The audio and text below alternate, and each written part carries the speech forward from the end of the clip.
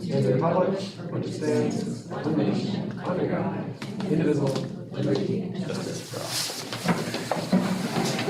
all. Ms. Whitney, is the camera this all up and running? Yes, it is. Fantastic. A lot of things happening. So for those of you who may not realize this, we have two members who are remote tonight. So we do have a quorum in person, we have two remote members. And so that does mean that any votes that are happening this evening will be through roll call. And so Zach and Andy, if you can hear that, we are going to be doing roll call votes for the evening. All right, starting off with the minutes, November the 3rd. What's the wish of the board? Move it. Second. A motion and a second. Any comments or changes?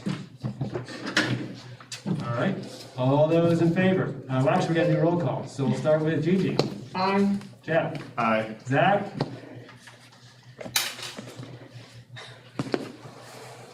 Andy. Aye. Oh, all right. It's got a whole lot. Aye. All right, and aye. So that is, yes. All right, so on to meeting business. We're going to start with public comments.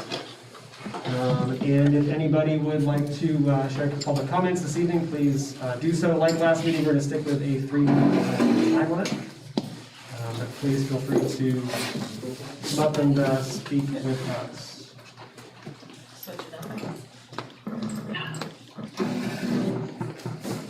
Hi, I'm Bobby Ann. I live on Brown Road. On November 3rd, Zach suggested sharing all of the emails that the board receives at each meeting so that they can become part of our public records. This is a very wise suggestion because they're in fact all public documents. Many other New Hampshire schools are already doing this, and they include their emails in all of their meeting minutes so that nothing is lost or forgotten. As I mentioned before, I emailed the board about a topic that you needed help with back on October 22nd, and I never heard back. I'm aware that the New Hampshire School Board Association strongly advises you all never to communicate with civilians via email. How do you expect to address or resolve any community concerns if you ignore our emails and also refuse to talk to us at board meetings? In order to avoid hundreds of right-to-know requests, it would behoove you to vote on this issue tonight, if you can, remoting in. Moving on, our COVID cases have skyrocketed in DCS, even though you mandate masks. And this was months ago that we started wearing them. If masks work, why is everyone still getting sick? You force our children to wear these ineffective face coverings with blatant physical evidence of their shortcomings.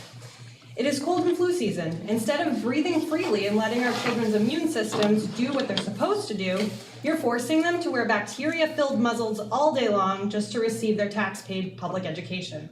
I find it funny that you denied our petition special meetings, stating you were concerned that it would cost the community too much. Yet, you're using our tax dollars to pay a law firm thousands of dollars to fight our civil case that will force you to hold said meeting. How much are you paying Wadley, Starr, and Peters exactly? I can assure you that we know our rights and we know how legislation works. Your motion to dismiss our case is only a minor setback, and we still have our evidentiary hearing next week. Instead of wasting more tax dollars and time, consider listening to the community and end this at once. I have here a right-to-know request that is asking you to convey and let everybody know in the community how much you've been paying these lawyers since 2016, as well as the estimated portion of our budget that's going to go to them till the end of this school year in June. I also would like to know in this right to know request per RSA 91A, all of your emails regarding the Deerfield Community Schools mask mandate and any correspondence with face coverings involved in the emails from every board member. This is for you. Thank you very much.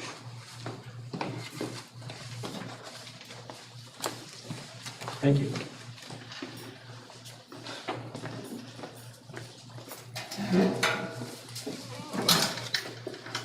Greg Whitmore, North Road. I have less to say, so I can say it more slowly this week.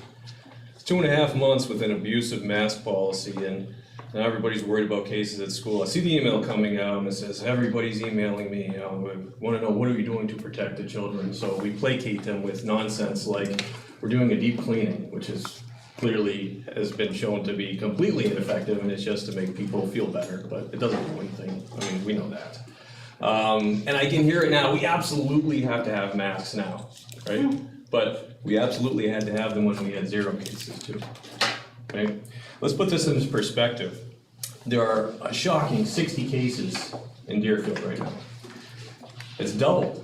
There were 30. You know, 30 is 0.007% of the population of Deerfield, and 60 is 0.01%. It's statistically insignificant. It's a literal drop in the bucket. But we're in a panic because of it. I mean, the masks, they're not very effective at stopping the spread, are they? I mean, it's pretty clear. You would think that in the last 18 months, a concise government study proving beyond a doubt the efficiency of mask use would have come out, but it hasn't, and there's a very obvious reason for that. It's not a difficult study, to say the least. Later in the agenda, you're having a mask matrix update. Why bother? You haven't followed it from day one. I mean, just scratch it from the agenda. It's a waste of time, right? Now, last month, you said, let's see, masks would be in place until the vaccine is available for ages 5 to 11. And boy, is that going to be a fun meeting when that second dose has been administered to these 5 and 11-year-olds. And we all come here to call your bluff and see what you actually do. I think I can predict the future. By the way, 0 children have died in New Hampshire from COVID, but 2 have died from the vaccine. Keep that in mind. I have something, I don't expect you to take this from me. It's a pledge. I'm calling it a mask agreement. And I would like all of you to sign on for this. So it says, as a sign of solidarity with the students and staff that are forced to wear masks, I agree to wear a mask from 7 a.m. until 3:30 p.m. Monday through Friday. I will be allowed a 30-minute mask break you can take a recess, that's fine. Unless it's raining out. If it's raining out, sorry, you have to wear it during that 30-minute period. And I will be allowed a 30-minute mask break for my lunch. If I am inclined to exercise indoors during these hours, I will wear my mask. Now, 2.5 months, I don't know what any of you do during the day, I don't care. But I don't know if you've been wearing your masks so long with the children. So I want to make sure that it's extended for the same amount of time afterwards. Okay, so if you would all agree to this, that would be great, because I really want you to know what these kids feel on a daily basis. And I'm guessing that not all of you do that. All right, so please make sure you wear your mask, 7:30 to 3:30 p.m. Monday through Friday. And just report back to me if you've been doing it. Thank you, sir. Thank you. Have a good day. I will, just one more thing. Smartest thing I've heard in the last 18 months, humans are the only animals stupid enough to restrict their own breathing. Isn't that an interesting thought? We're the only things I've even considered. Thank you, sir. Have a good one. Have a good day.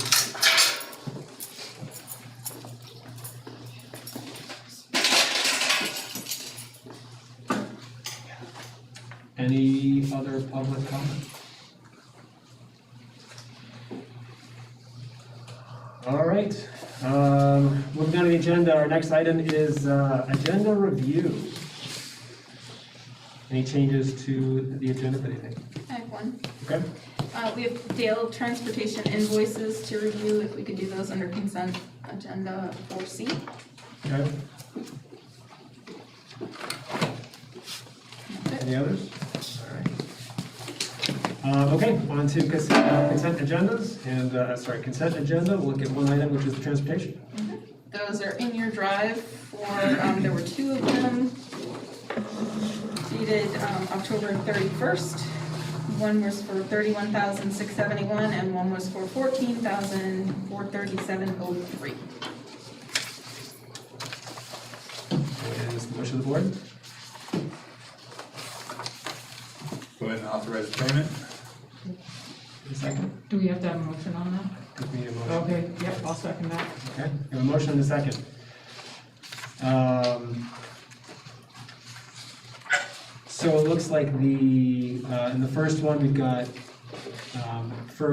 this is on day 1031, a different 8 days for the 4 buses and 10 days for the 6 buses. Is that Concord versus Deerfield having different school schedules? No, we had 4 buses and then went up to 6 buses. Yeah, Okay. it's just when we added drivers. Okay. And then the other invoice is for the 2 Concord High buses. Gotcha. Thank you. So the invoicing all appears to be accurate, Nate, based upon when they activated the 2 other buses for us. Okay, that makes sense. Any concerns? All right, we'll go with a roll call then. Gigi? Aye. Jeff? Aye. Zach? Aye. Andy? I think you're muted. Aye. Aye, all right, and aye for me. All right, thank you.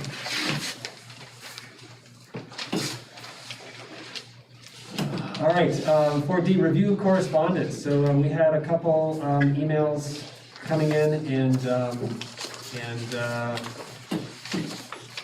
I would say we can revisit this question of what we do with the correspondence. I think if we want to pick that up during this meeting, we have a policy that is coming up for communication. We tabled that for this one though, but I think maybe that conversation we wait until we have the whole board present. But anyway, the review correspondence, the 2 emails that we received were that I saw were again consistent with previous ones where they are divided. But I think that considering as a board whether we want to post them and include that as part of our minutes is something that we can come back to. Would this be the time to pick that up, or are we just waiting? We can put it on a future agenda for conversation. Yeah, let's put that on for next meeting, please, if that's not. And then, Nate, if I can just add, Yes, I please. think it's important for everybody to, at least that's watching this, we're not going to respond to questions or comments about pending litigation. So I know that there are some emails that are prompting us to respond and react in a public meeting. That's not going to happen. So I just want to continue. I don't want people to think those emails are being ignored. But the moment litigation starts, we're not going to be responding to anything in regards to that particular matter. Yeah, thank you. Any other comments, correspondence? Jeff? Regarding correspondence, I did get 2 phone calls that I just want to share regarding the reporting of cases.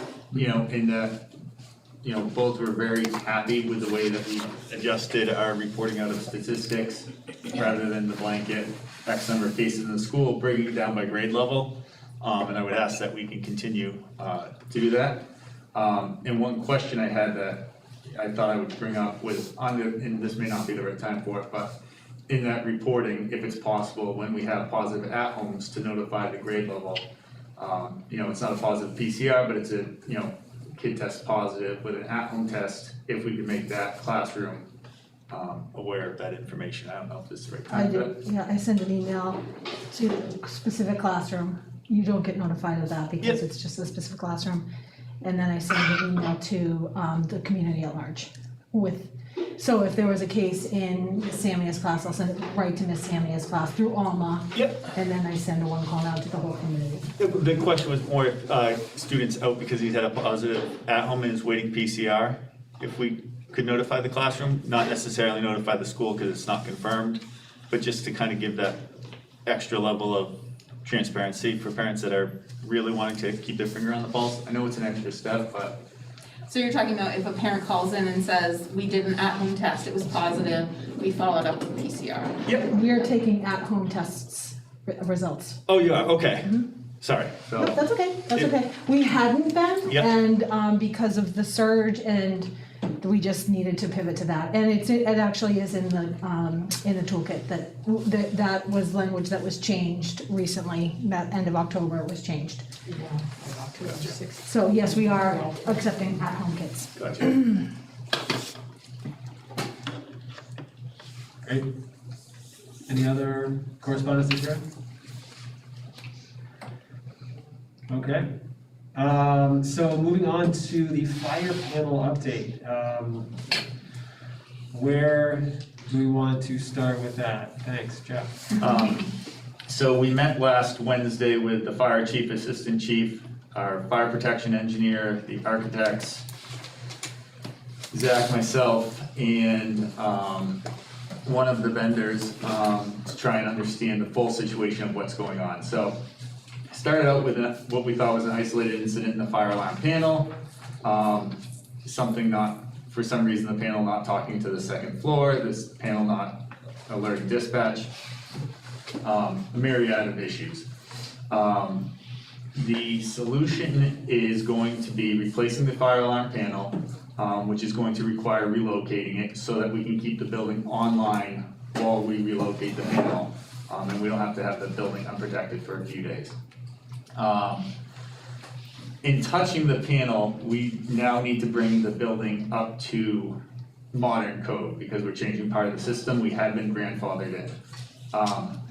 So it's kind of a three-phase process. There's phase one, which is getting the new panel, installing that, and making the switch over. Then we're going to work with the fire protection engineer to put together an RFP to look at all the deficiencies in a 30-year-old system. For example, our horn strobes are not synchronized, so somebody with epilepsy is at risk of having a seizure because, you know, we've got strobes flashing at different frequencies. So the fire protection engineer and the chief were throwing out terms that were way over my head, but long story short, we had every stakeholder in the room. We've come up with that solution, so they're gonna be designing a new system for the school that meets current code, voice evac and everything like that. The phase one work is going to be completed November 30th, so we'll hopefully be able to be off fire watch by then. And then we'll be putting out the RFP for the new work, and soliciting bids for all of that for the upgrades. Obviously, you know, the pipe dream had been to, you know, tie this all to the addition, but that's such a long timeline and this needs to be addressed more quickly. So they're gonna try and design the system to be as flexible as we can, so if we relocate any walls, things like that in this, everything will be ceiling mounted, devices can be reused and installed in a new application. So off fire watch hopefully November 30th, and then we'll be moving forward with creating the RFP for the new system. And the chief is on board with that. And is there an approximate timeline once the RFP goes out? Any idea how to predict how long the work would take? No. I think that would be a summer project, Nate, just Okay. because it's gonna involve dropping ceiling tiles and working through all the hallways and into the classrooms and everything else. So I think the objective with that would be to get everything lined up so that we can get started on it as soon as the building's empty for the summer. But in the meantime, we'll be functional, we'll be safe, our kids will be safe here because we will have switched over to the. Yeah, the new panel will be working with the existing devices, and everything, once the new panel's installed, everything will be retested, to make sure it's, working properly. And, the chief was comfortable with that, plan. So it would be a new panel, a new control panel with the existing devices. And then we will, basically update and swap out the devices with all the new gizmos, when we hit summertime. Okay, great. Since we're on the topic, I think the how we're going to pay for this is worth bringing up. I know that we are we're going to be putting this into the.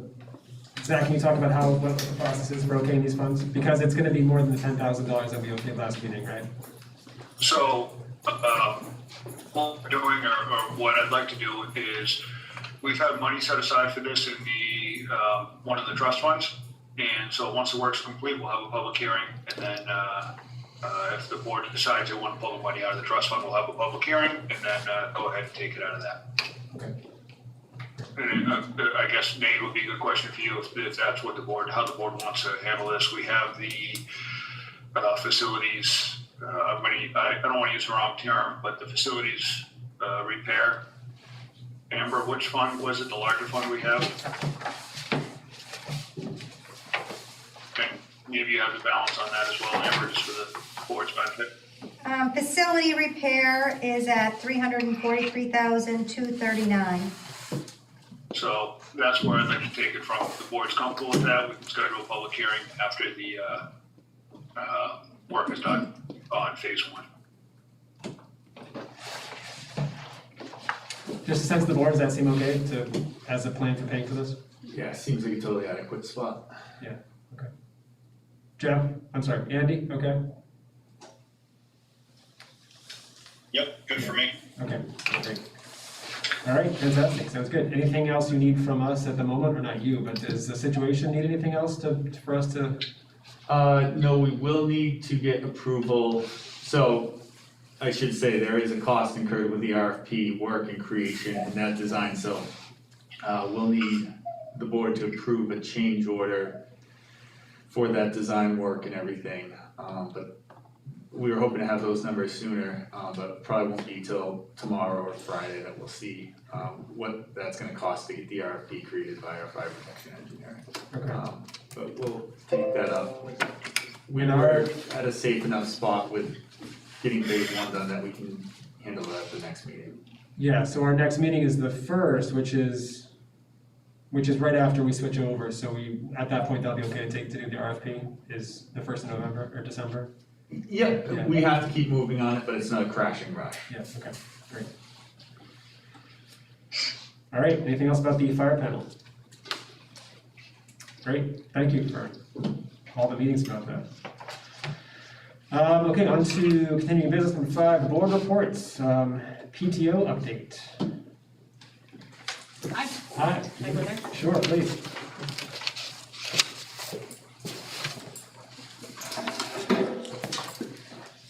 So we wrapped up a couple of fall things. We did our pet photo contest. That was a whole lot of fun. We had a lot of entries. I think it was really fun to see everyone's creativity in there and cute little animals. And we had a whole variety of hamsters and rats and dogs and even a horse. So that was a really big success. We were happy about that. We also did our Scarecrow Contest. So hopefully some of you got to see the scarecrows that were on display for a while. There's one lonely display that's gonna get taken down really soon.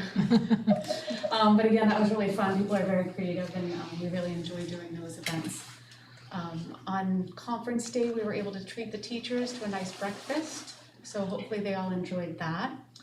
And on the horizon, we have some more fun stuff planned. We're looking to do something in the winter similar to our pet photo contest. We wanna do something probably like a snowman photo contest that we can judge online. I think that was really successful. And we just wrapped up our catalog fundraiser too, and that was also a huge success, so we're really grateful for everyone's support. Thank you. Thank you very much. Yeah, thank you. All right, so the next item is the executive board, and the report for that, that happened last week, we did meet, there were just the 2 items basically of significance. One was the transportation RFP overhaul that we've been sort of talking about. We haven't heard or seen a draft from Correct. Dean yet. So the question was put back to, if you remember from the full SAU board meeting, the question was put back to the individual districts as to how they wanted to proceed, since all of us are in the same RFP year? Not Chichester. Okay, but all 4 of the other 4 of us Others, are yep, gonna yep. be. So we're all in the same year where we're looking at a new contract potentially. So this is with all 4 of us do use Dale, right? Yes. And so that is the conversation that's happening at the full SAU board level, and so at the exec board level, we were waiting to hear back from individual boards. We did not have a lot of feedback yet, but they are taking it back to the individuals. Basically, do the place to talk about contract.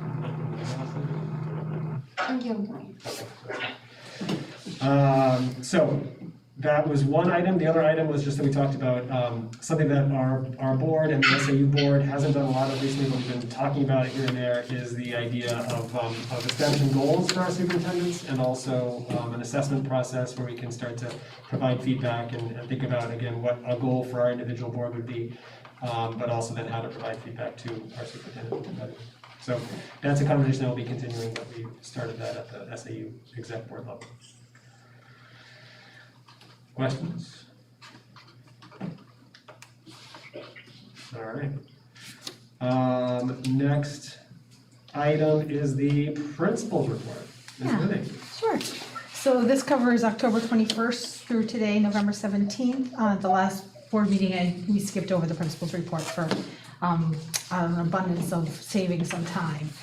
So congratulations to our boys soccer team. Our boys soccer team finished in 3rd place and made it to the playoffs this year, which they were very excited about and proud of themselves about. And our cross-country middle school state invitationals happened during this period of time on a Saturday, and our school represented very well.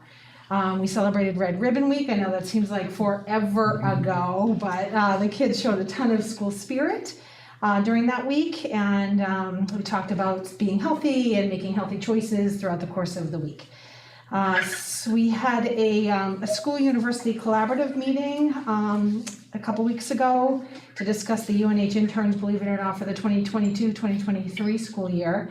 We're currently in a little bit of a crisis with UNH. They are down interns. They have a significant low number this year, and so UNH is actually looking at kind of clustering their schools because they start spreading them out everywhere. So we're in the process of waiting to hear about that information.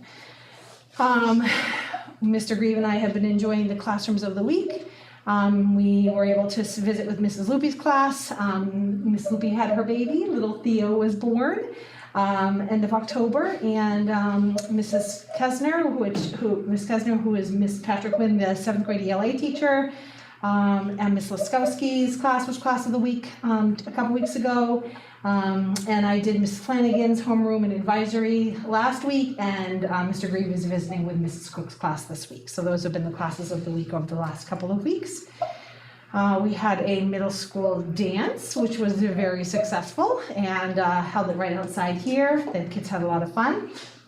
Our first graders went on a field trip to Squam Lake on Monday, November 1st, and we had parent-teacher conferences virtually. We're very hopeful that we can offer them in person in the spring, but we'll probably keep a virtual option as that has become pretty popular with a lot of families. A thank you to our PTO, as mentioned. They provided some delicious treats on Parent-Teacher Conference Day, and teachers were able to stop down to the lobby, get a treat, and head back to a conference throughout the course of the day. On Friday, November 5th, our 8th graders took a field trip to Brown Center at UNH and had a wonderful team building day there. They did ropes courses and really pushed the boundaries of we certainly have an 8th grader here who could probably speak a little bit about it. Was it fun? No. No! Was it cold? Yes. It was cold, yeah. Did you have to push yourself a little bit? Yeah. Yeah. Up a little bit out of the comfort zone. On Monday, November 8th, the 8th grade team held the Zero Hero recognition. They're trying to recognize students who have been Zero Heroes over the course of a month, as well as students who have gone above and beyond in other areas, reached for a 4 on the summative and that type of thing. So they had a little recognition celebration on that last Monday. Chris Motika has been visiting this week. He was with 6th and 7th grade on Tuesday. He'll be here tomorrow to work with 8th grade. We are shifting a little bit our focus. We have kind of had a focus of what each month would be. And I'll talk a little bit more about this the next time when we are able to work it out a little bit more. But in working with the teams, we are shifting our focus a little bit more towards building the culture of the middle school team. So we'll incorporate the work that Chris and the administration and the board are looking for our middle school team to do, but our focus will take a little bit of a turn, and I'll fill you in more when I have more information as a new development. So today the SAU leadership team met at Chichester Central School. We're starting our ESSER 3 work. So we have a third bucket of ESSER money that we're we're all scrambling to figure out what's the best way to address learning loss and social emotional learning with students, as well as addressing social emotional needs for school building staff members and that type of thing. So among many other things. And so we've been doing a lot of work around that. We sent out a stakeholder survey that hopefully you received. So we're looking for feedback from the community of what are some areas that you feel would be behoove us to spend our money on. I think that a huge amount of people are the biggest focus right now is addressing learning loss and social emotional needs of students. So we'll be taking a look as an SAU as to how we can address those two particular areas. Today for Professional Development Wednesday, we'll talk a little bit more on the next agenda item, but we did a good number of staff members met with the architects through a Google Meet to review the options that were presented a couple weeks ago at the school board meeting and get feedback from staff. It was very helpful for our staff to give some feedback as to what they would like to see happening at the school. I think that is everything. So, any questions? The recent sort of spike in the COVID numbers we've already talked about a little bit, but can you just speak to some of the changes in the building that have been happening as a result since the meeting 2 weeks ago? Sure. So we've moved our lunch situation. We had, 2 grade levels in the cafeteria at a time. We have our kindergartners, because they're our youngest dragons, so they're in here during lunchtime, spread out through the whole cafeteria. Our 3rd grade is, as you know, one of our biggest grades, and our 7th grade is one of our biggest grades. So we kept kindergarten, 3rd, and 7th in the cafeteria, and the other grade levels are eating in their classrooms. So that is one of the changes we made. A lot of teachers did have students 3 feet physically distanced. We've asked them to do at least 3 feet or more if they're able to. So teachers kind of redesigned their rooms a little bit. They're more careful bringing kids over to the carpet, spreading out arm's length. Our cleaning measures that we've been using have continued on. We have, every classroom has the blue cloths that they are able to wipe down surfaces. We're cleaning high touch point areas, spraying at night, so those measures still have continued. And I have them all listed off, but those are just some things that come to mind in terms of major changes that we've made. Cohorting. I was just gonna say, we were rolling with our win block, what I need block, where, our kids were switching classrooms and working with small groups, and this group needed work on place value, and this group was working on basic, and so we had them all divided out into what their needs are, and we did have to go back to cohorting our groups, so there's no more switching classes right now. Our special ed staff and our interventionists are not combining classrooms to work with kids together. That was a huge one that we put into place. And that's okay. And all of the data that we're getting, that we're making these decisions based on, is all self-reporting from families that are coming through either the self-test we were talking about before, or reporting from PCR results from like a CVS or something. Is that a fair statement? I mean, as opposed to we're not doing any tests in the building. We're not able to do that. not yet, So it's all we're just waiting to hear from parents. correct. So there could be students out there who aren't getting tested or who don't know, but it could be positive. We just don't have that information. Correct. Sorry, Karen. No, I was just gonna ask either Patty or Kristen, I noticed in the toolkit that it talked about that there was an organization, is it SASS? SS, yep. Yep, and have they, and it did talk at one point about being able to maybe assist with testing, but the wording was kind of fuzzy. It said if there was like a if available, or if appropriate or something like that, so I didn't know what that meant, and if in fact they have been reached out to, and is that something we should do, or do we feel like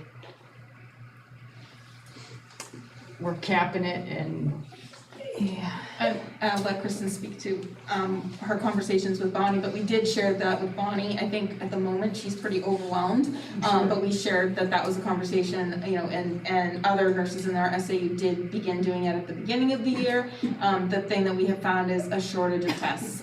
You know, when they first went, one of the reps from one of the nurses went and they gave out a couple hundred BINAPS cards, and then they went back and then they don't have the volume that they had before, so now it's harder to get the tests.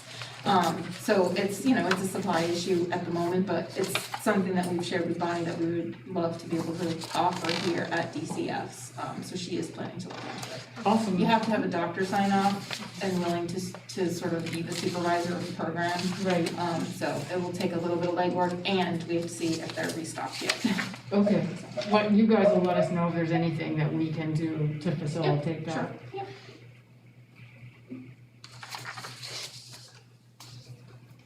Thanks. Yeah.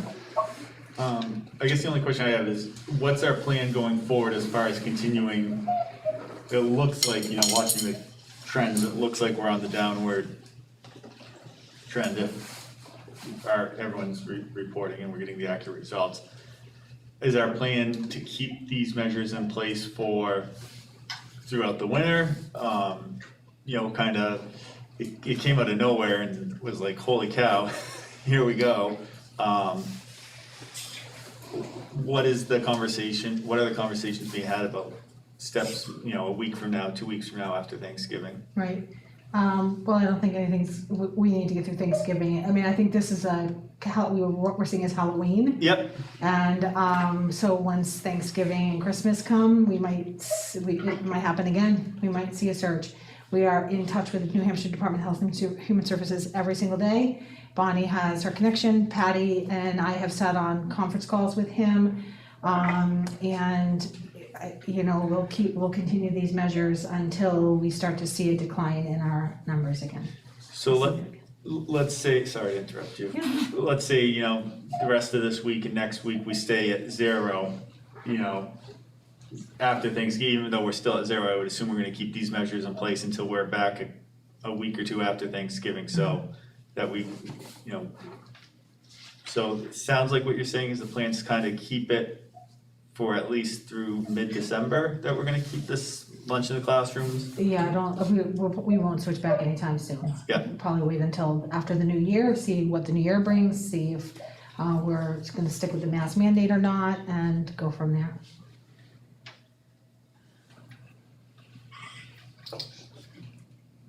Zach or Andy, anything? One last question, I think that I've sort of heard through the grapevine, but maybe a more definitive answer if you can give it. If, let's say after Thanksgiving, the numbers spike even further and we have more faculty members involved, et cetera, and it looks pretty dire and we have an actual shortage in the building, is going back to remote a possibility, a likelihood? What is the statement on that? The statement is that the governor lifted the emergency order. There is no more remote option. We will not pivot to remote. Patty sent an email to her superintendent group last week, polling every single superintendent in the Lakes region, and nobody has. If we go to remote, it will be on a case-by-case basis, maybe second grade or a particular grade level. If they have an increase in numbers, we'll go remote for a day or two, but we'll be put right back at school. It is not something, we will not do what happened in March of 2020, and will not be offering a remote option like we did last year. With the governor really removing the the emergency order, 100%, we need to provide 100% instruction in school. So what that will mean is if we do offer a remote option, we still have to, any parent or family that would like to send their child to school still has that option. So we would have remote going on and students in school. So it would be very tricky. It would be a very tricky situation. Have you reached close to the point where teachers are sick? I mean, not even just with COVID, with other sort of winter sicknesses, where we don't have enough faculty to staff the building? It's challenging, but we have figured it out. Okay. Fantastic. Even if Mrs. Withy has to sub in first grade. Trish has done music. You know, I mean, we do what we have to do here, for sure. Thank you very much. Yeah. That's good. One question I have, and you might be able to speak to this, Patty, but, you know, I know that Raymond, I believe it was Raymond High School had, you know, extreme surge in cases, and I believe they went remote. Did they just basically say, we're gonna ignore what the governor has said in the Commissioner of Education, and made that decision unilaterally?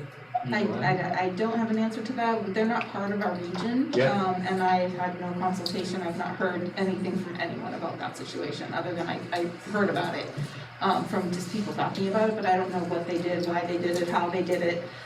You know, like I said, with our region probably has 15 or so SAUs in it, and the most people did was maybe go remote. One person had 60 cases, so one grade level was remote for 2 days, and they still had 2 students in the classroom. So parents that wanted to send their students, so the teacher was remote with the students, and those 2 students were in the classroom. So it's been made very clear that there's no going remote. And in extreme cases, you can work with the commissioner and DHHS and maybe get on the same page about, okay, we're gonna be remote with, you know, Mrs. Smith's 2nd grade class for 2 days, and that's as far as it's gone.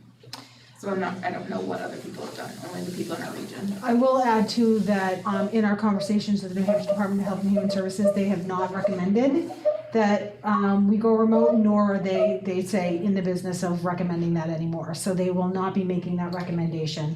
That is a school-based decision, and they will not be part of that decision-making anymore. So they've gone on record as saying that, so I'm just making that a very public comment as well. They have not been given the authority to do it. And we haven't been given the authority to go remote. Right, yeah. Okay. Nate, can I just add that, and this is just my own perspective on this whole matter, but it's frustrating for me sitting on this end of the equation, where a year ago they would have had us, if we had an outbreak like we've experienced in the last, 2 weeks, they would have had us wrap the building in plastics, send everybody home, sterilize, bleach, and tear through that building, cleaning every nook and cranny. And now basically they've eliminated the most practical tool we can to stop an outbreak dead in its tracks. So I certainly last Wednesday would have said go remote until Thanksgiving to give that building a chance and the cases a chance to die off. Certainly frustrating that the governor and the Department of Ed and DHHS have continually said that it's local decision, but they don't actually give the local decision to the individual boards. That's all. Thanks, Zach. All right, anything else? Principals report, questions? All right, thank you. Curriculum Review Board. There's no meeting, and the next meeting is December 13th. Ms. Withy, did you allude that you were going to say something as part of that, or? CRB. I think she meant building expansion, which Yes, is the next. I did say next on the agenda, but no, Skip that I one. didn't do All it, right, thank then on you. to Building Expansion Committee, Mr. Keller. Okay, so we continue to make progress.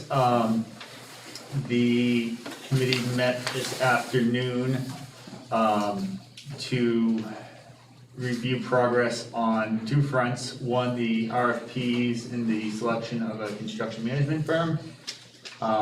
That is something that I have, just so you know, excluded myself from and will not be participating in to avoid any conflict of interest. So Zach will be stepping in to my shoes for that part of it. But I can tell you there were 9 firms that were there.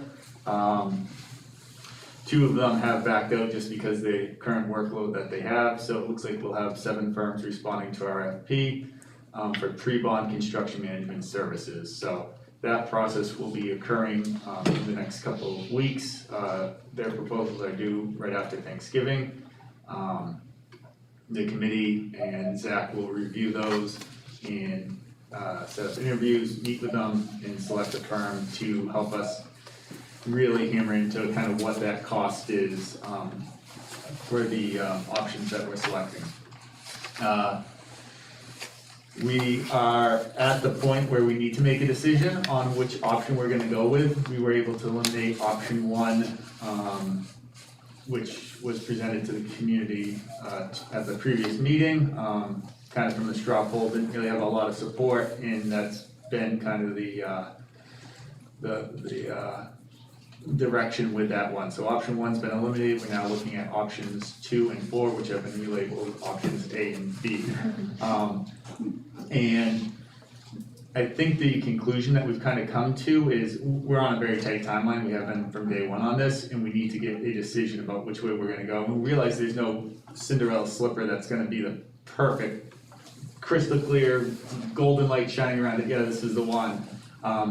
It's gonna come down to making a decision of what is the best option for Deerfield that's gonna give us the room we need for the next 30 years of growth, so we're not back here 10 years from now looking at this again. But also balancing that with the cost of it, right? Option B is a larger facility. Option A is a slightly smaller facility, but it has the ability to have future expansion if we need it. So the committee is gonna solicit staff feedback between now and right around the end of Thanksgiving. Let the staff weigh in, get their input on it, and then come to a decision, probably December 1st, whenever our next board meetings, we'll meet before that and hammer it out. So that will allow LBA to really proceed with their further distilling of the plan.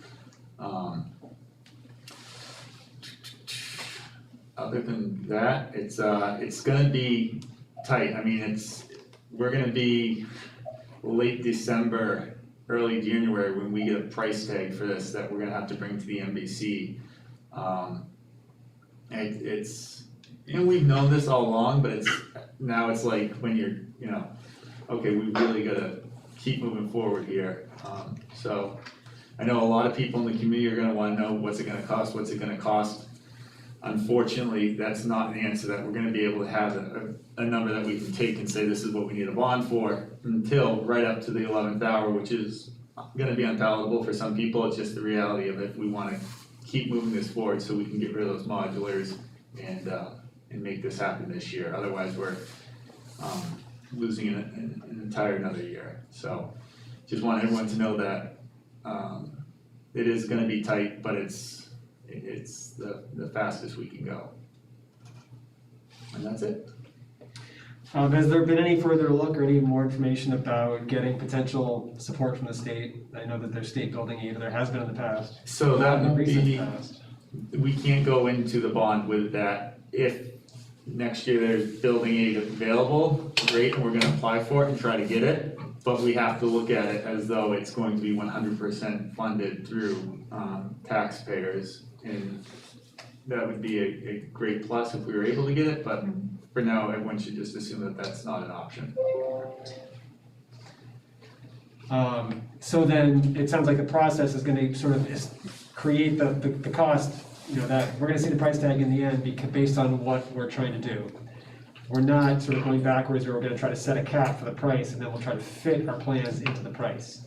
No, exactly, you're correct. So we will be able to make small modifications and, up until we have a complete, 100-page set of plans saying this is what we're building. After that bond vote, we could move this wall, move that wall, those type of things. But as far as increasing square footage, not likely unless material costs drop by 30% and suddenly we've got, more money available, but. To clarify, I was just gonna say, in terms of like moving forward, it hasn't been like, no one's sitting around dragging their feet on it, it's just that once we started the processes take a while. So we knew that the timeline would be pretty tight from the beginning. And I think that the other important piece is like, once we get down to like one concept where we can get a much better idea and the construction managers are on board and can also give us an idea of a more exact cost, then we'll have much more, community input, more, I think of the word I'm trying to say. That we'll be able to lay out more information to the community so that they can see what's happening and then give more input than the meeting that we had one meeting already. Sounds good. Zach, Andy, any questions? No. Regarding the NBC, I assume they're aware at this point, you've had a couple meetings so far this season. Are you keeping them up to speed with the fact that we're gonna be sort of dropping this in their laps at the 11th hour? So I have reminded the NBC that this is coming. I believe at every single meeting. So they know that this is coming down the pipe, and as I've told them, when we have it ready, we're gonna be there talking to them about it. But until then, it updates at every meeting that I'm at. Okay. And on that note, maybe one thing, just because obviously the NBC is gonna be very interesting, one of the things I'd ask Zach to do is if in the next few weeks, if the NBC would be willing to sit down with any of the members of the, at one of their meetings, have the building expansion committee come and present to them as much information as we can. Obviously, ultimately, they care about that dollar amount, but there's all the back end that adds up to that dollar amount that we are getting closer and closer to where we can present to them. Whether it's the, existing facility study, the deficiencies we're dealing with here, to the proposed options, and begin laying that groundwork so that it's not a total and complete surprise to them. Try to get them as much information as we can, knowing they really just ultimately need that dollar amount. Yeah, great. All right, thank you. On to high school options. So Zach and I, as the representatives on this subcommittee, we have met with another school. We've met with Concord. We've also met with another school. Can we get into the detail? Yeah. So we met, not detail, but we met with Co-Brown, and so we've met with a couple schools. We are still considering in the future meeting with additional schools, but at the moment where we are in our negotiations is still relatively early. Just sort of recognizing that, like Zach was saying earlier, once litigation begins, we can't say much about it. We can't say much about negotiations once we're in the middle of them, other than we are meeting and we're brainstorming and working back and forth, and so we'll update people when we have information to update. But at the moment, there's nothing really to say, other than we are talking to multiple schools. Questions? Probably can't really talk about it very much. All right. NBC updates. Zach and Andy. So the NBC season is in swing. They're currently on the town's budget. They had a meeting last night. I was unable to attend. I'm going to be. I should be able to make the meeting next Tuesday, so I will be there for that. But my understanding is they started the work on the town side last night. And that's about it. All right. Any last questions? Sounds like that brings us to our budget. All right. So I've attacked this the same way I have in previous years. Anything that's changed since the last meeting will be in yellow. I know the last meeting that you went through the individual lines, everything basically that wasn't salary or benefits. Thank you for your willingness to take that approach. I truly appreciate it. As you all know, our schedule has been really crazy with the short staff at our office, so I appreciate your patience as we work through this. It really helped, and I hope that it gave you a new way to look at it too. When Patty and I were talking about it, we thought it was a great approach to really see the meat of the budget rather than just the bottom line, and kind of work out and then in. So I'll just go through page by page, let you know what changes have happened on each page, and then we can kind of go from there. I also have other documents that are within this packet as well that support the inner workings of the budget. So on the first page, on page 3, I've added in the teacher salary, paraprofessional salaries, and Title I salary. Those are on the lines between 14 and 21. I have updated the high school tuition number. We received our amounts for Co-Brown, so that's been updated. We also received an update in student population over at Concord High School, so that's been updated as well. So the new amount has been reflected. There are no changes on page 4. On page 5, there was a change on line 108 for the request of the Principal Libby. So that has been changed. On page 6, I have added in special ed teachers, the paraprofessional, special ed secretary, and sped coordinator. The other thing I did is if I change any of the verbiage, the notes that are underneath the lines that are over on the left, I've also coded those yellow so that you know what lines have changed as well. On page 7, we had a change in co-curricular officials, which is on line 162. So that change has been reflected.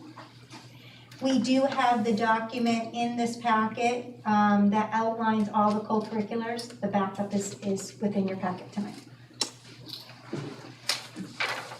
On page 8, I have added in the guidance counselor salary and the nurse's salary. That's the change that occurred there. On page 9, I've added in the library salaries, which are on lines 215 and 216. On page 10, on line 248, Patty had brought to my attention that something looked a little funky in regards to the school board secretary salary because there was no actual listed.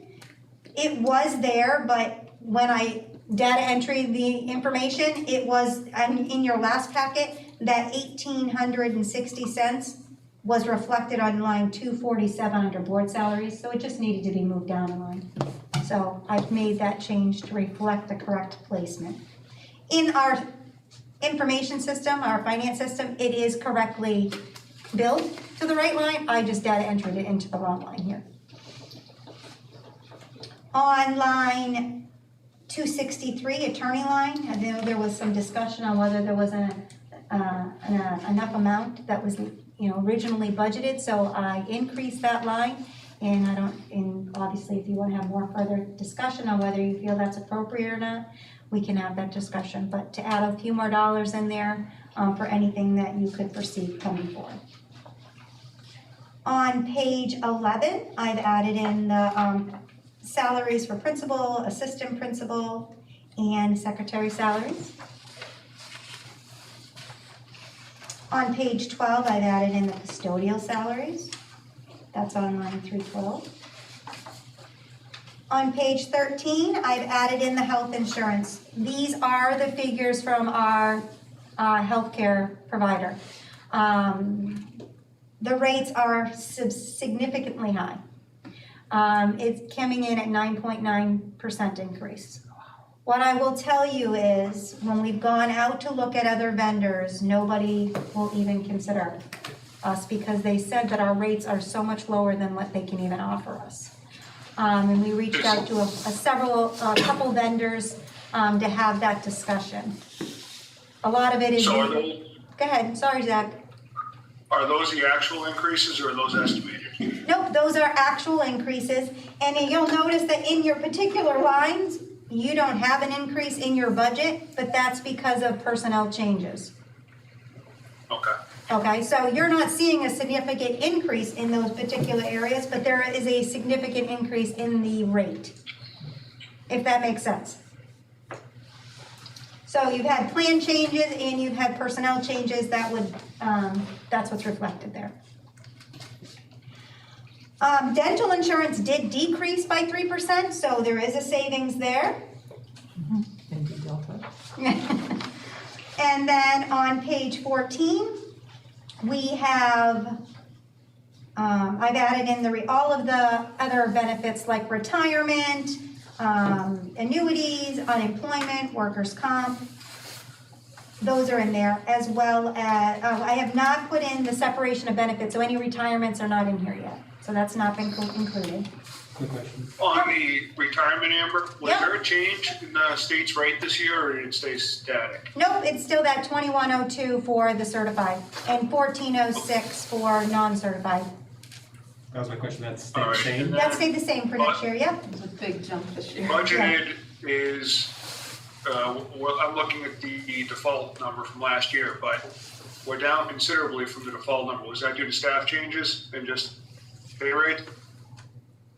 In retirement, well, we have some FTE, we have a decrease in FTE, so that's gonna cause some of it. So like, for instance, if you were to go back up to the para salaries, we had budgeted, I think it was 26 or 28 the previous year, and we have 24 budget, or 28 or so for this year, and we only are budgeting for 24 next year.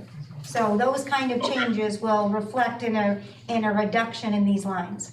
Can I just interrupt you for 1 second? And this has been populated today, so on Friday morning, we're gonna come back as an administrative team and we'll take the new rosters with the new budget and just go through them one more time. So usually we have time to review this ahead of time and we didn't. We may have to come back in 2 weeks with changes, but as of right now, this is where we stand. You mean you may come back and add it back up to 26 or something? I need to verify with Lisa, did we put the right number of people in here? Because when people come and go, sometimes they get crossed off and you don't hold an open position. So I just want to make sure we have the right amount of people in all of our lines and the right staff and the rosters. But Amber did a ton of work today, so I'm pretty confident, but I just want to do one more look. One quick question, we said that, our health insurance went down, and I see that FICA also went down because we have decrease in staff salaries, but our staff salary line item went up 17,000.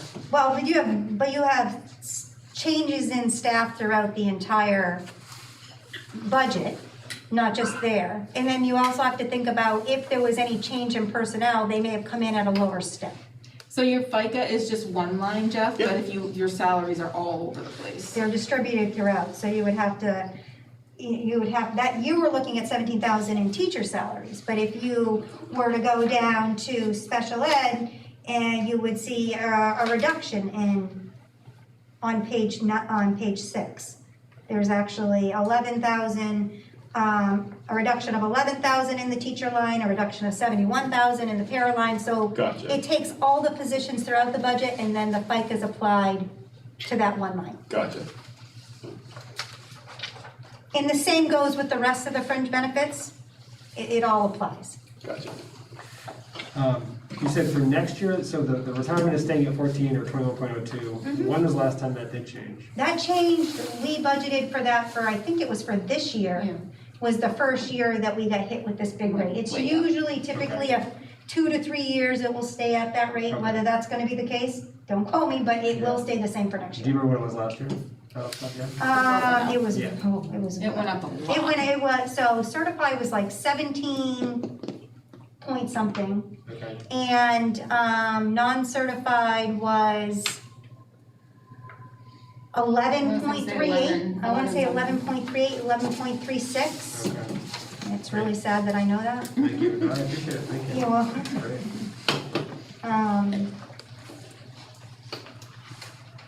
The other item on page 14 that I've added in is the transfer to food service. Your food service budget is in here, which we can go over. While there is an increase in the transfer amount, there is a decrease to the overall food service budget. It's just a revenue shortfall.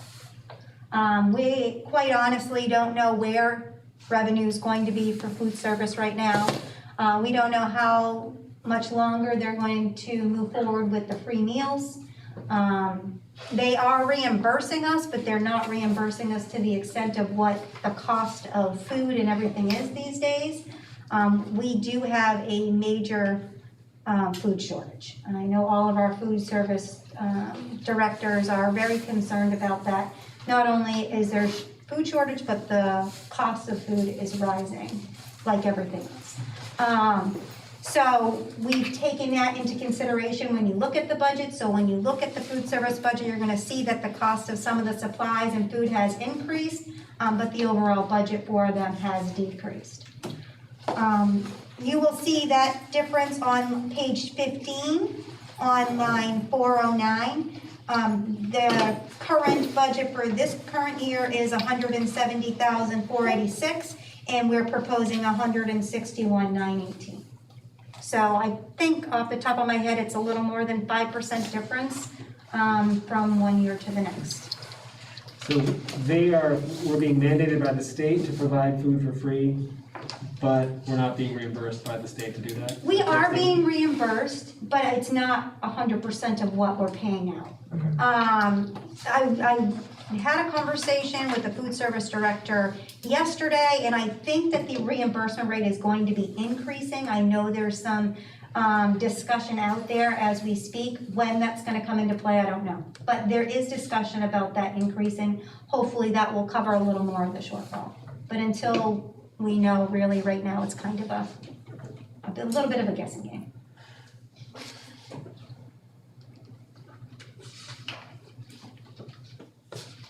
I have the federal grants on line 407 highlighted because I added it. It's not any different than what we currently have. We need to still refine that number. It takes a little longer to get that figure because we haven't actually applied for those grants yet. So hopefully by the next meeting, maybe I'll have a little bit more information for you. But at this time, I've just budgeted status quo.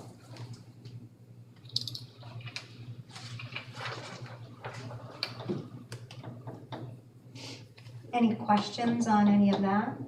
I have included the rosters. I've also included a default roster. There is only one change between the regular roster and the default roster. And that is because we are proposing to add 10 additional days to the nurse's schedule. So that is the only difference you will see. When you're looking through the roster, the difference is that at the top, I've color-coded the regular roster orange and the default roster gray. And within the default roster, the change that occurs from one to the other, I also color-coded in gray that particular position so that it stands out.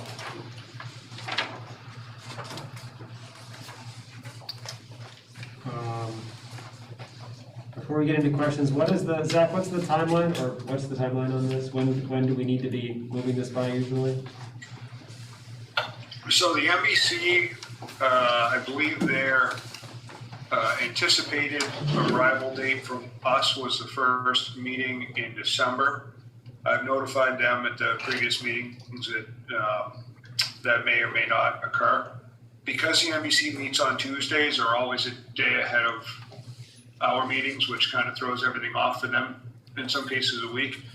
It seems conceivable to me that we'd be buttoning this up in our first meeting in December, and then preparing the budget binders and probably submitting to them for the second December meeting in Tuesday. So that No, I think it's the first. Yeah, I think if you December 7th. yeah, if you complete everything in 2 weeks on the 1st, then I think we could potentially have it to the NBC for the 7th.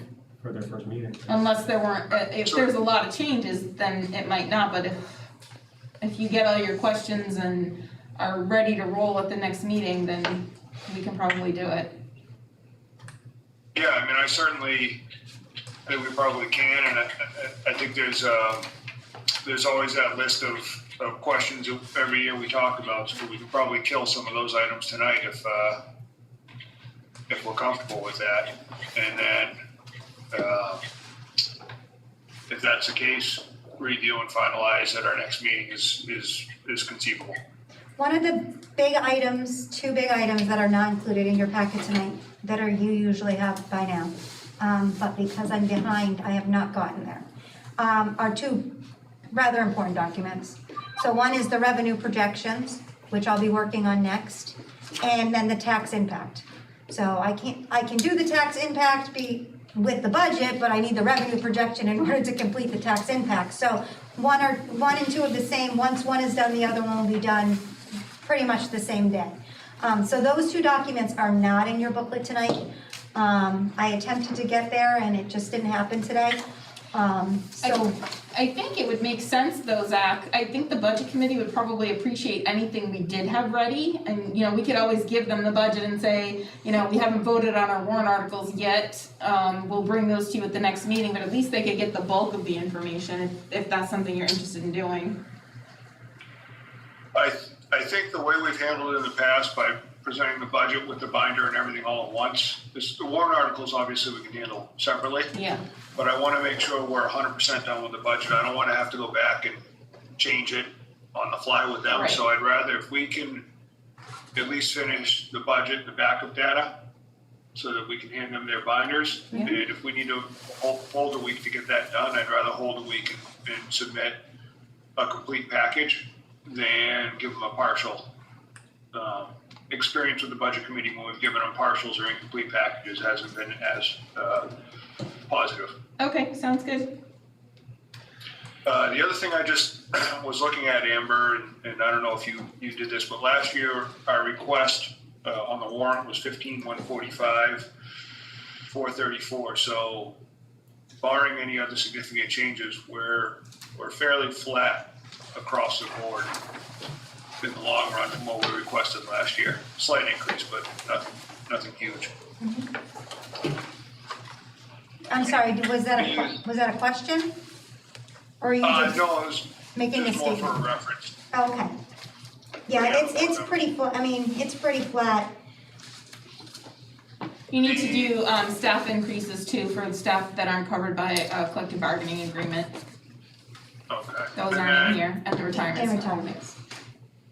one of the other items that always we discuss, and it's probably, I see you're carrying an 8% increase for transportation. Yep, Is that based on that's based on 7 buses, which is what we've used for the last number of years, but it's always the first question because it's low hanging fruit. Does the board want a budget for an additional bus or not?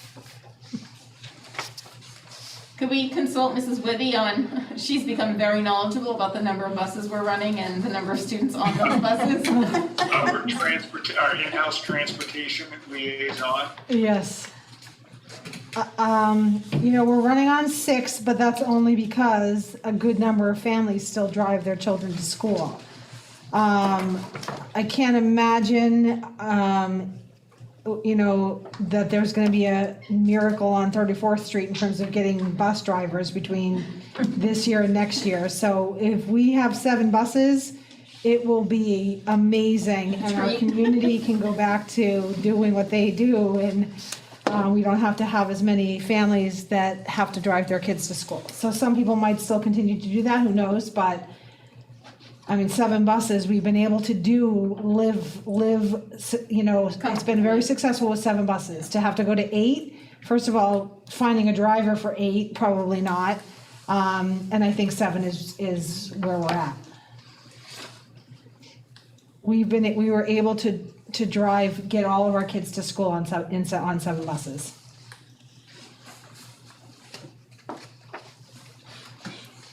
and I know 8 may sound like a All strange right, number, so I'll, Zach.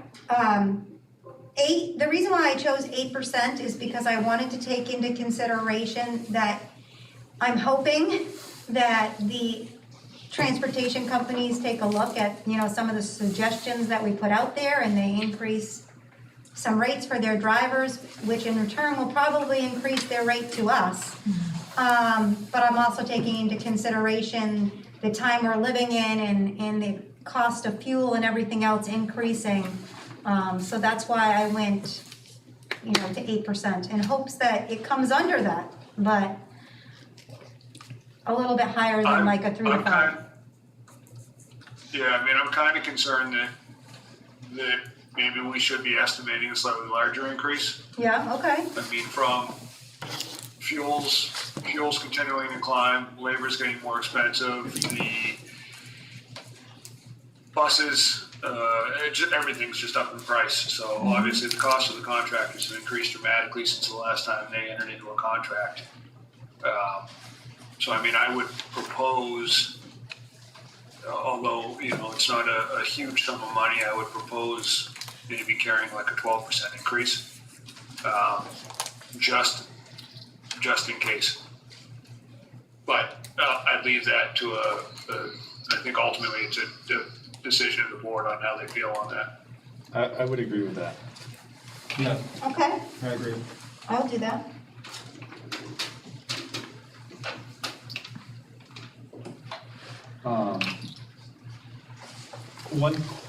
Looking through this kind of quickly, just trying to, you know, going back to the town and asking them for 15 million again, and I know that the common retort is probably gonna be, well, you returned 923,000 this year. I think it's important just kind of going through that budget, looking at, of that 900,000 return, it looks like about, and correct me if I'm wrong, but 250,000 came from transportation, 220,000 came from savings and support programs because of our odd year, and another 400,000 came from savings in the special programs. That's correct. So that's 870,000. So it's safe to assume that, I think, and obviously we spent a little more on other line items because of COVID. But I think it's safe to assume that if 2021 had been normal, last year had been normal, we would have actually been You were close. close and probably wouldn't have had that surplus to return. I agree with you. And despite me saying that, I think we'll still be fighting against that while you return 923,000. But without the savings on those three very large line items, we would have been there. Absolutely. We have the grant, right? We had a, In the ESSER and CARES grant, yep. And the supplemental grant. We've had 3 very, you know, significant grants that offset some things as well. can I ask about the oil prices? Yep. How confident are you that it's, what you said, $1.06? I'm not confident. I went off of, because no one will quote you out that far ahead without locking down a new contract, and ours is currently still going on. That's the current rates that we have. So, could those change? Yes. They haven't seemed to fluctuate over the last several years, but times are different right now. So could they? There's a potential.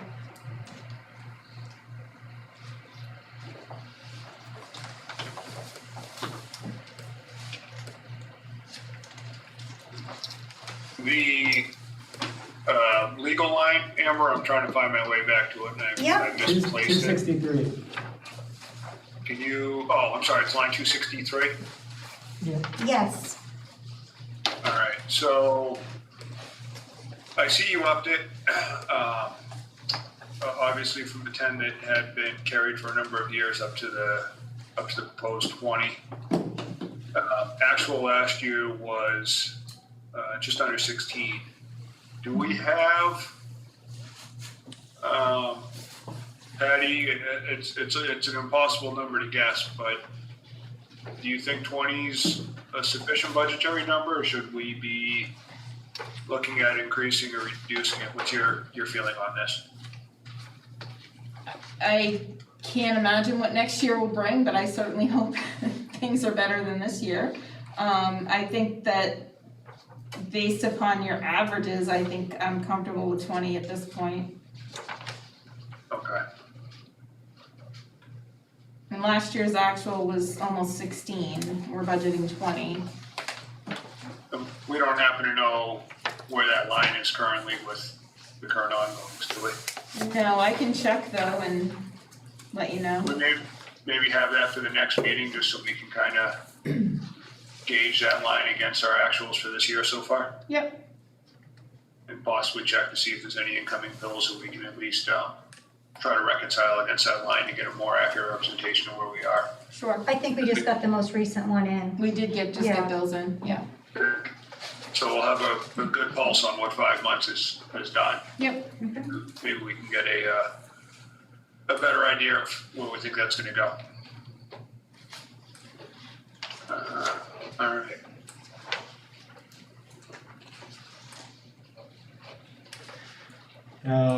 Zach, I don't know if you're about to ask this, but we ask this every year.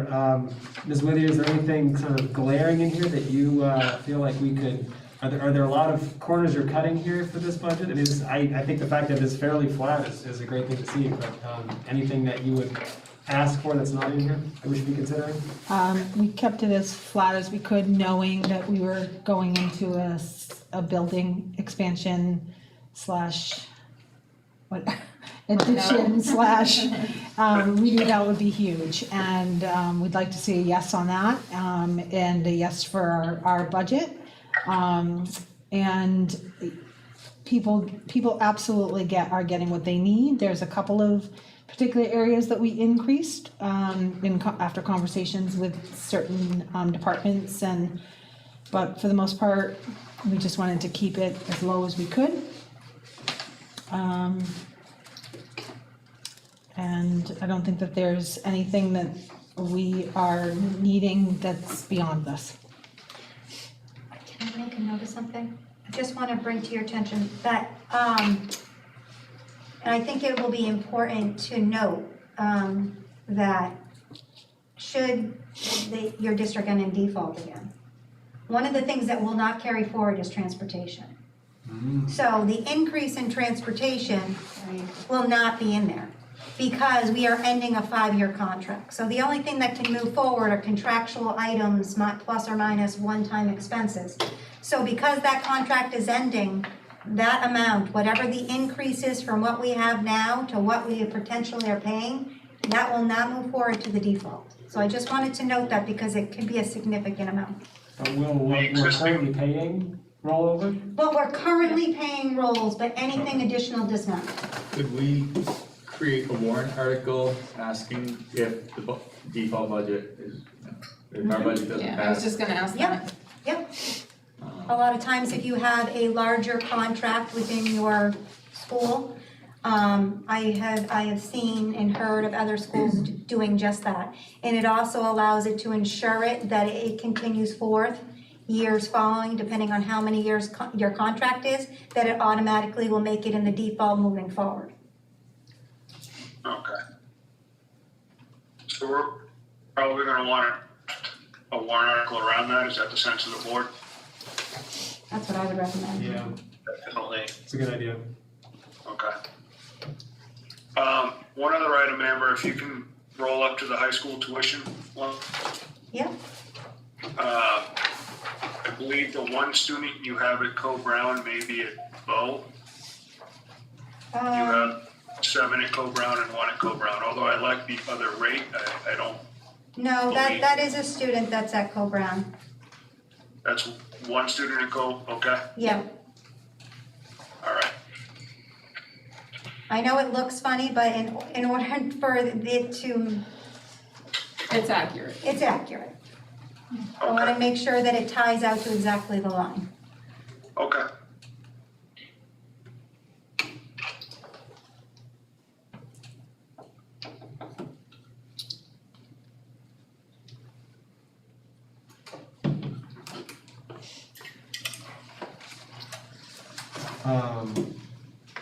The line 15, the intern stipends, if I think, is what you were alluding to the fact that it's possible that we will no longer be a site.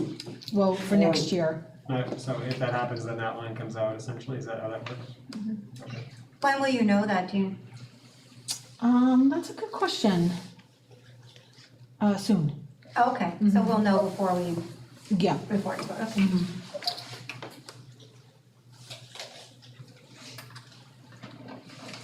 I don't know if you wanna advise us on what to put in the budget so you can see numbers. Sure. Well, I can handle it, So so we- I only yeah. need a couple copies, so. And I didn't put this in the drive, I apologize. No, that's okay, we typically just look at it. Okay. Yeah, you're fine. So this is the estimate of if you did a pooled increase, what the total would be. So if you wanted, without taking a vote tonight, to just advise Amber to put, X amount of dollars in a pool for increases, we could do that so that it would be populated for the budget, at your next meeting. Is that something that typically we've talked about that in non-public, Patty? You can if you want to talk about individual employees. If you want to just say, put 2.5% increase for the people that aren't covered by a collective bargaining agreement, we can drop that amount into the budget. And then if you want to talk about salary adjustments or individual employees, we need to have a separate conversation in non-public. And so that list that you just provided is for non-contract staff, correct? This is everyone that's not covered by a collective bargaining agreement, Okay. the amounts. So, in the past, and I apologize, I don't have that sheet, nor does Andy at the moment. Can you share with us what the dollar amounts, does that sheet have like a 2.5? Yep. 1.5, or how's that formatted? Can you at least give us the whole dollar amounts? Do you have grand totals, Amber, or is it just by category? It's by category, but I can add them up. Okay. All right, sorry, I don't mean to spring that on you. No, I should have, when I was sitting here looking at it, I thought I should probably have added that column. If you have something else you want to talk about, we can. Yeah, it might take me a minute. I'm on a little phone calculator. Well, Zach, are you just looking for the 2.5%, let's say, for the non-certified staff? Well, you'd have to, it goes for everyone. So Amber has it by category, Yeah, but you need to know the total to put in the I budget. mean, you could So, I round, I guess- suppose you Yeah. could round. Yeah, so is that, A 2.5% increase isn't necessarily a raise right now with inflation and, every other cost of living increase that's going on in the world. right, So, I'm certainly supportive of that increase. But I also know that for any of those employees, that increase isn't necessarily an increase at this point. And so I wonder if slightly stronger action should be taken. If that makes sense. yeah, Yeah, no, I agree with that. So for the non-certified staff, a 2.5% increase would be an additional 433,000 roughly. Right? No. Well, no. Not the increase, that's their salaries. No. These are the Oh, increase. that's the, Here, I'll give. that's the total.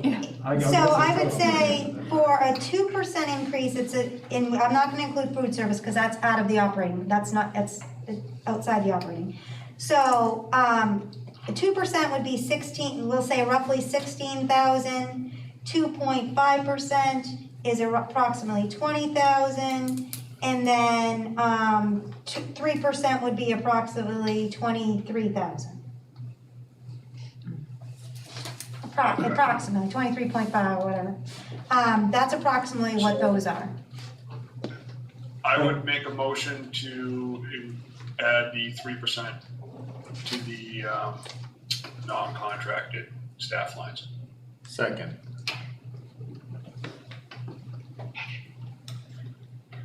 So that's, and then we'll see what that does to the total budget next meeting.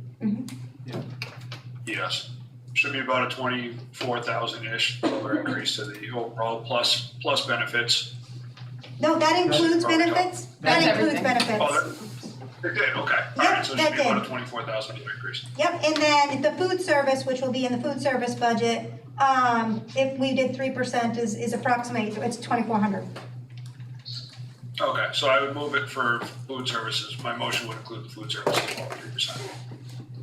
If whoever seconded is willing to. Yeah, we did.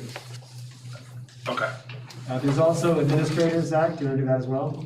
No, that's all. That's everybody. That's everybody. Okay, never mind. I just wrapped it all up in one.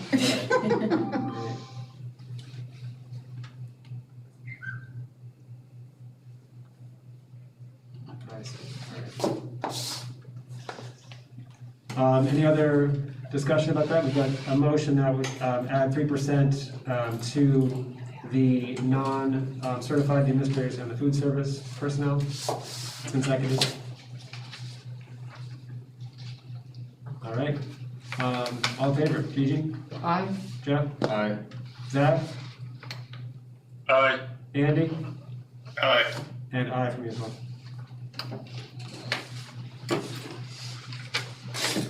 And so this will come in next meeting, sort of at the bottom, we'll see what this Yep, does. it'll be pooled at the bottom, like we've done in previous years, yep.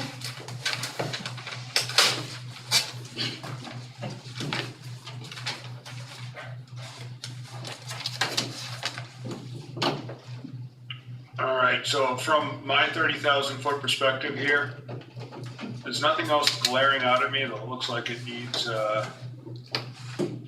discussion tonight, at least on my end, or at least for what I'm seeing. But, so we're hoping that next meeting we'll have any last questions about this, and we'll make any last final adjustments. And ideally, we'll be moving whatever we settle on next meeting. That sounds reasonable. All right, any other last questions about budget?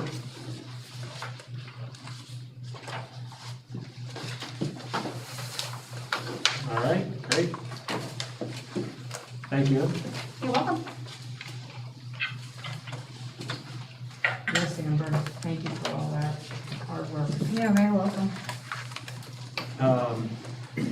We're moving into policies, we have, I don't know if you want to stay for all this, you're welcome. Yeah, no, she can go. You're good. I would like to go, you know, Please but do. I will stay if you like my company. We do love your company, man. Thank you. All right, so then moving into policies. We have a number that are at second reading. We tabled them or moved them forward last meeting. I looked at a couple that seem to be sort of timely, like JLCJA. And I wonder, even if it's at second reading, whether we should try to act on it. All right. So why don't we just sort of put them all out there? Any thoughts from the board about any of the policies, wanting to act on any of them? You've had a chance to look at them. All right, then I might throw out there, why don't we start with JLCJA, which is the last one on the list, but perhaps one of the easiest ones to act on, I think. Are you looking to dispose of that tonight, Nate, or move it to third? I would love to dispose of that. I think that there's a deadline in there that talks about having a plan in place for next school year, and so I imagine that our administration would like to get started on that. So I will move JLCJA as presented. Second. All right, we have a motion in a second. So, Zach, do you want to say anything about that? Do you want to? More want to get it on the board for discussion, and I'm willing to let it go wherever it goes from there, sir. All right.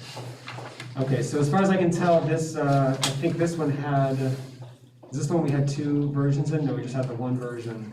Yep, the new, yes. So this is a new policy, we haven't had one. Yes. Okay. And this is, like you mentioned before, there's a new RSA that requires an emergency plan for any sports-related injuries in any school districts that have grades 4 through 12 and is optional for K-3. So you do have grades 4 through 12 in your building, so we need to have this plan and we'll work on it. As long as you see the structure of this policy looks okay, we'll move forward.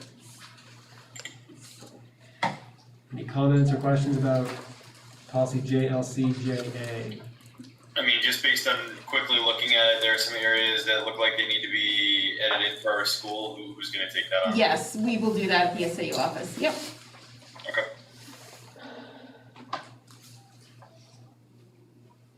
Any other? All right, all in favor? Gigi? Aye. Jeff? Aye. Zach? Aye. Andy? Aye. Aye. Great, thank you.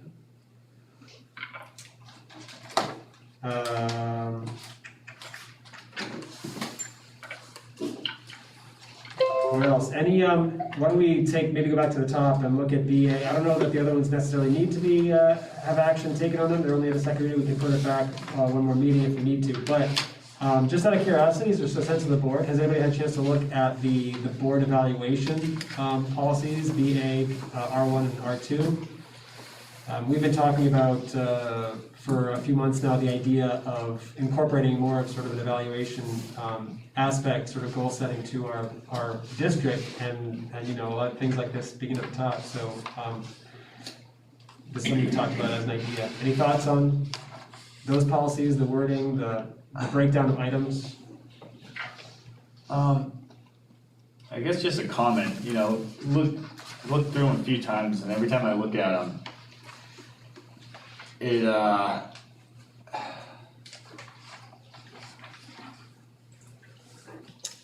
don't know how to word it correctly without sounding blunt, but like BAR2, it's like, what's the point? It's like, I don't know an analogy, but it's like buying a treadmill and it can sit in your house if you never use it. Does it do you any good? You know, if a self-evaluation is only as good as what someone's willing to put into it, and so I guess not so much the policy itself, but I would say what's the goal, what's the purpose, and is it actually going to, what's the desired outcome from those self-evaluations, other than internal reflection on how you performed as a board member? Is that what this policy is trying to solicit, is internal reflections on how we've done as board members, which I guess is important, but also something that I know I do personally, without the policy telling me to do so. That's just kind of my 2 cents and feedback on it every time I look at it.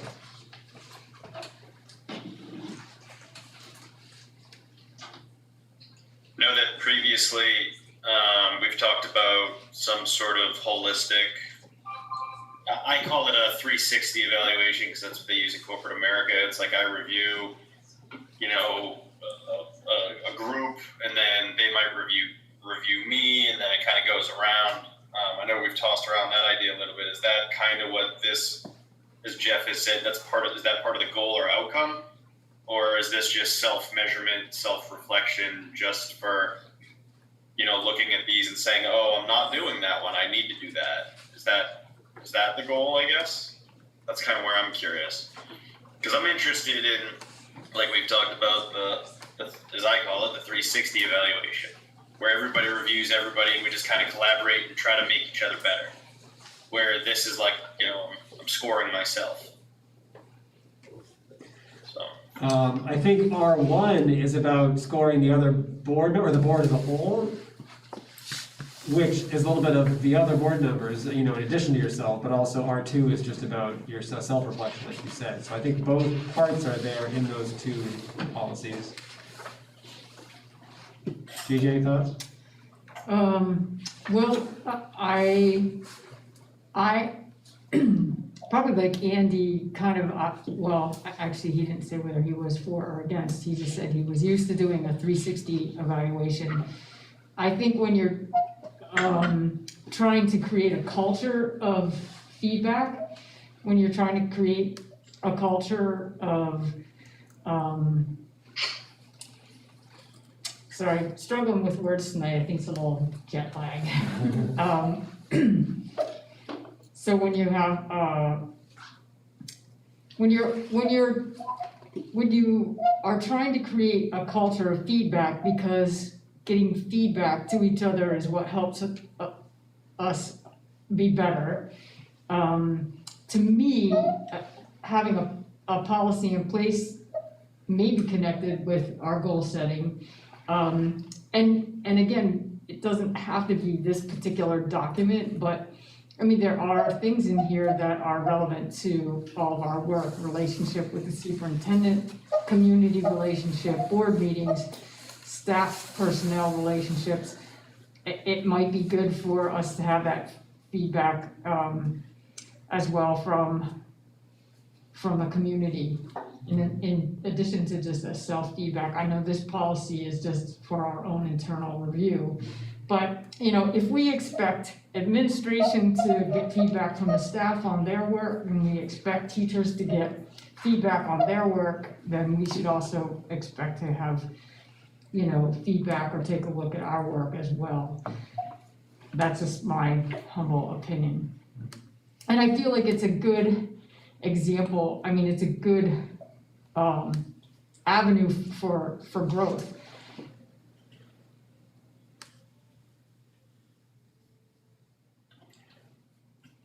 Andy, to your question, I agree with that, and I think there's no element here to these two that we're looking at that basically prescribe how often we should be doing this. Or maybe this was, Jeff, your question, how often does it actually happen? Does it just sit there, do we use it?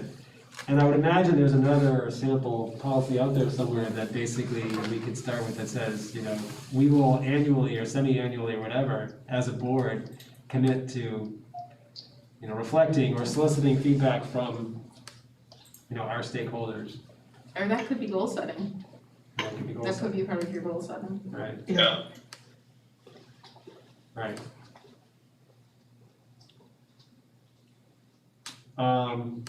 So I think I'm hearing a willingness, I mean, correct me if I'm wrong, but it sounds like as a board, we're agreeing that we should be doing some of this somehow. And so maybe the question at the moment is, for our next meeting, we look at these two and we, as best we can, identify the bullet items we want to keep.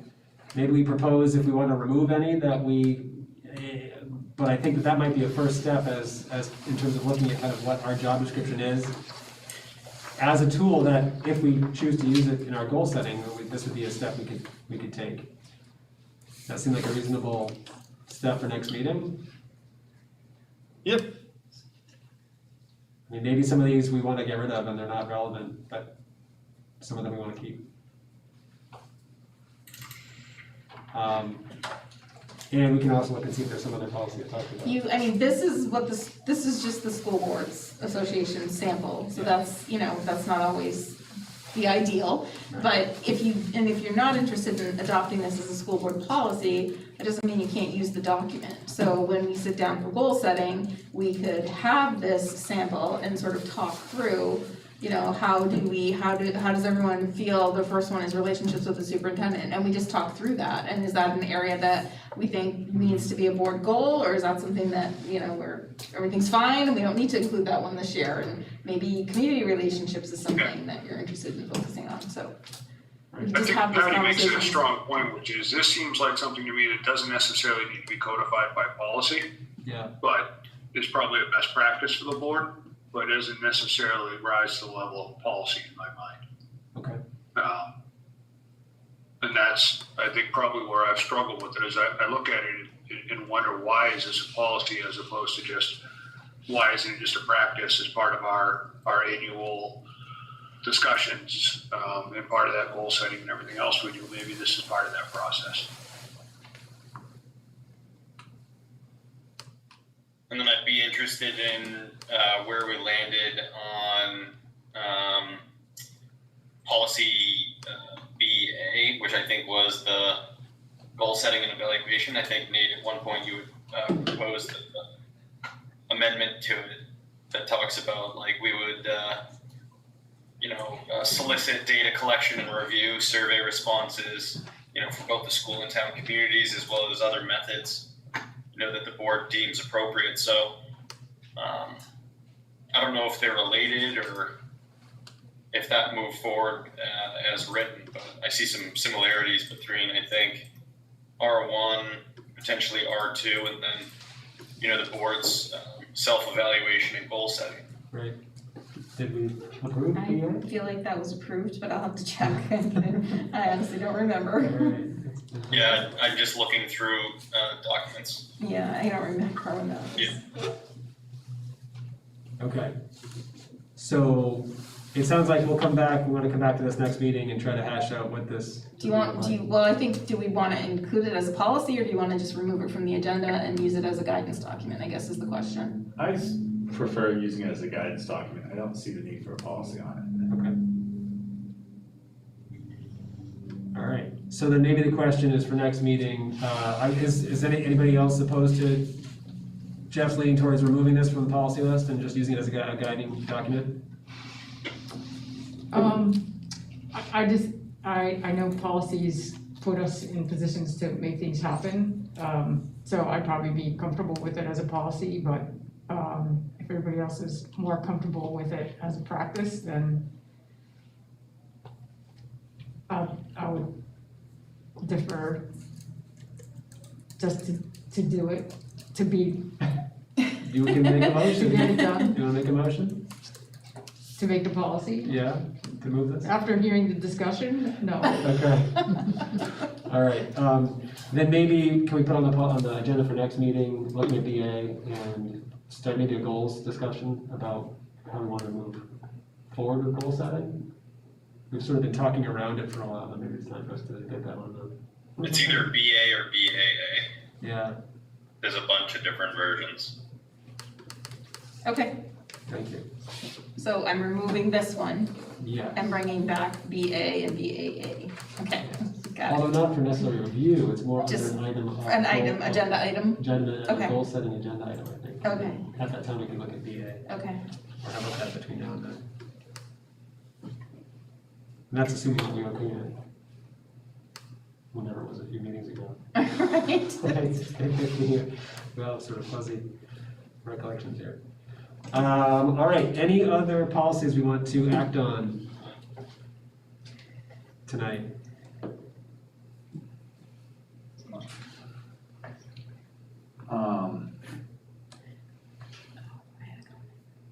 Not necessarily act on EDH, but, you know, I've been,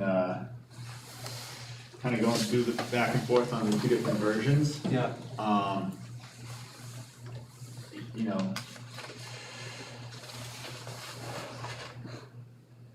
And, you know, there's the policy that we have in place versus the updated NHSBA,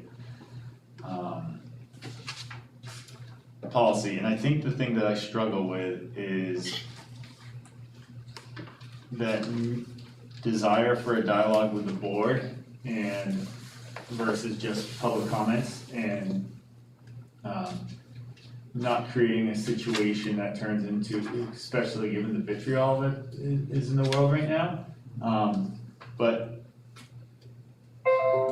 making it very clear, you know, I guess our current policy, you know, under section 5,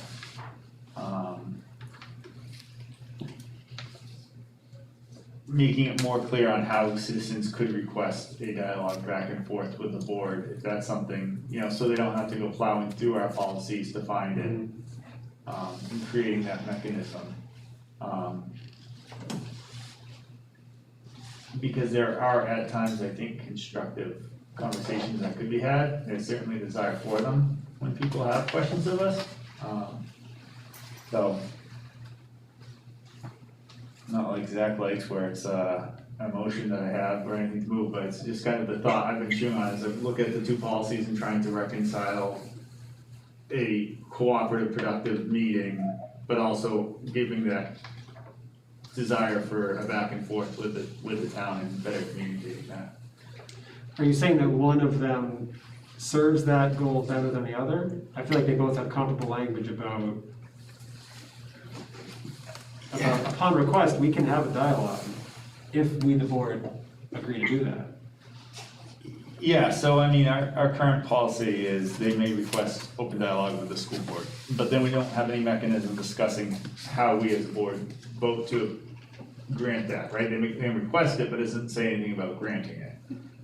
Right, it would require a board vote if that request was made.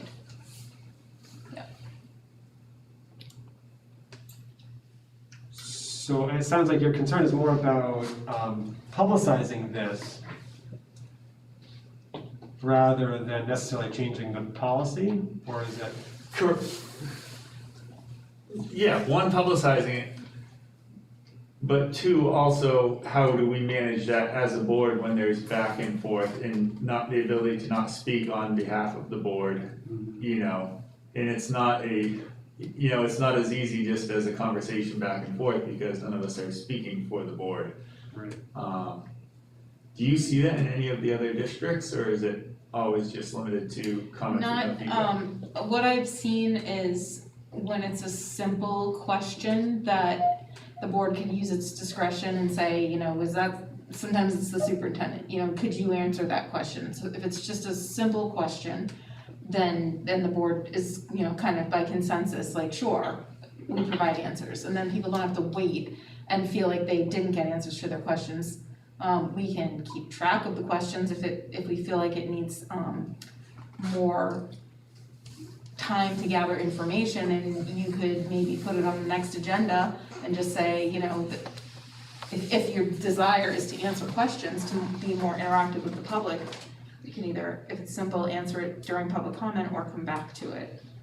And I think, go ahead. If it's a question like, why did you vote that way? Yeah, that's different than, Well, and that's where I think in our policy could clarify, because it's, you know, there's there are facts and facts and figures, opinions.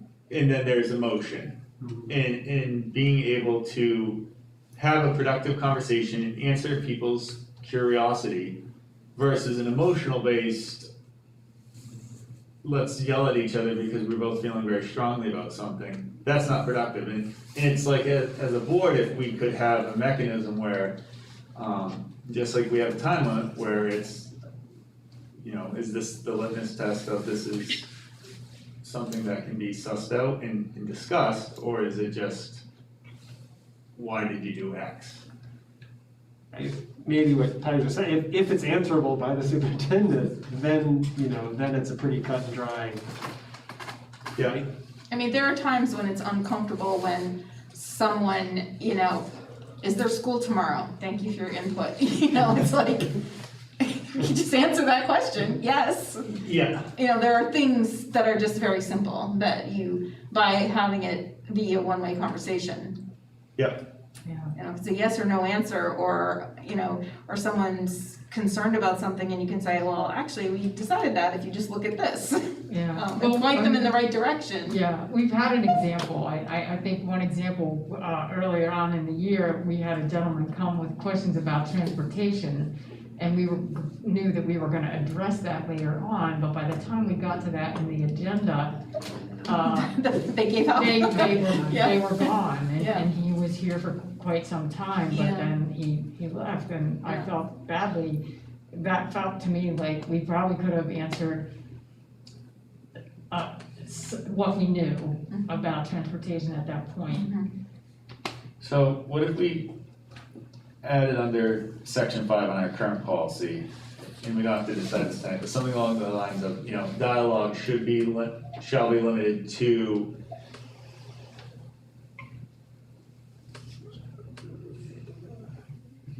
you're the teacher, help me out here. Shall be limited to, you know, to, I don't wanna say facts.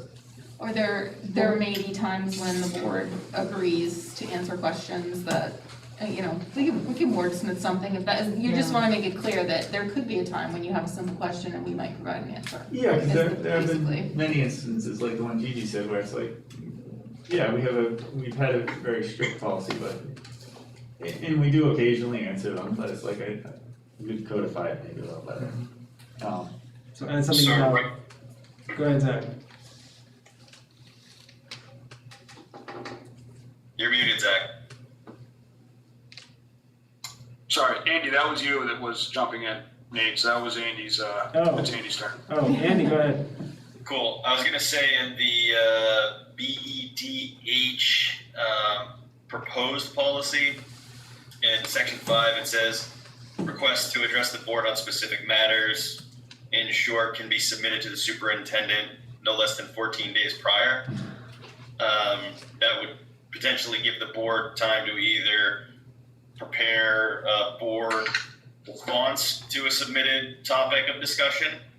And it would be different than if somebody came to a board meeting during public comments, said, what time is it? And Zach or, you know, Patty could say, oh, it's 7:54. You know, so it kind of separates the types of discussion and the topics that people want to have. And if it's maybe 14 days isn't right, maybe it's, you know, before the next school board meeting or whatever, and there's a cutoff, right? So that we have time, just like we do with emails, to review questions that people want to talk about so that, you know, we can prepare for either that conversation. So I don't know if that kind of language would be helpful or if I'm missing the point. I think Andy's doing a pretty good job of hitting the nail on the head. Well, we've never had anybody necessarily ask for an open dialogue with the board, at least to the best of my recollection. That being said, what we don't want to do is get into a conversation about something that we haven't had an opportunity to prepare for, right? So if we're going to get into an in-depth conversation, we need to have an opportunity to prepare for it. So if it's quick yes or no's, absolutely. If the feeling of the board is to dispose of them at the meetings, quick answers, fine. But what I don't want to do is get into a back and forth that turns into a never-ending question and answer session, because there is agenda items that need to be addressed, and the purpose of the meeting is to work its way through the agenda and take care of the items at hand. Certainly, if somebody wanted to come in and have a long conversation with the board, time can be set aside, and it can be placed on, if it was a week in advance, which is about when the agenda is being crafted, it can be placed on the agenda, and then if there's material that they intend to discuss, and they can provide, copies of what they want to discuss, it gives the board an opportunity to get itself up to speed on what those matters might be. So I think there's a fine line between just desire to deal with the yes or no questions, but the other end of it is we do need an opportunity to have those, to prepare for those longer conversations. So the current policy, when we hashed this out in 2016, we were trying back then to do that. So item 2 on the current policy says that requests to address the board on matters that require more than 3 minutes must be presented to the superintendent at least 10 days prior to a meeting. It must be set forth the specifics of the subject to be addressed. When appropriate, the board may place such requests on the agenda. So I actually think the current policy is realistically fairly straightforward. Number 2 is satisfying what Andy's discussing. Number 5 is really satisfying what Jeff's looking for. I think we just need to maybe be a little more cognizant of those quick questions, and if the board's comfortable with answering them, then we address them during the meeting. Yeah, I agree with you. 2 checks off the box Andy brought up, and 5. I guess my only thought on that, Zach, is is it a board policy, or are we gonna have someone specifically request? I'm requesting open dialogue, now please answer my question, versus are we just going to, as a rule of thumb, answer those questions that we can answer at that time? We can certainly,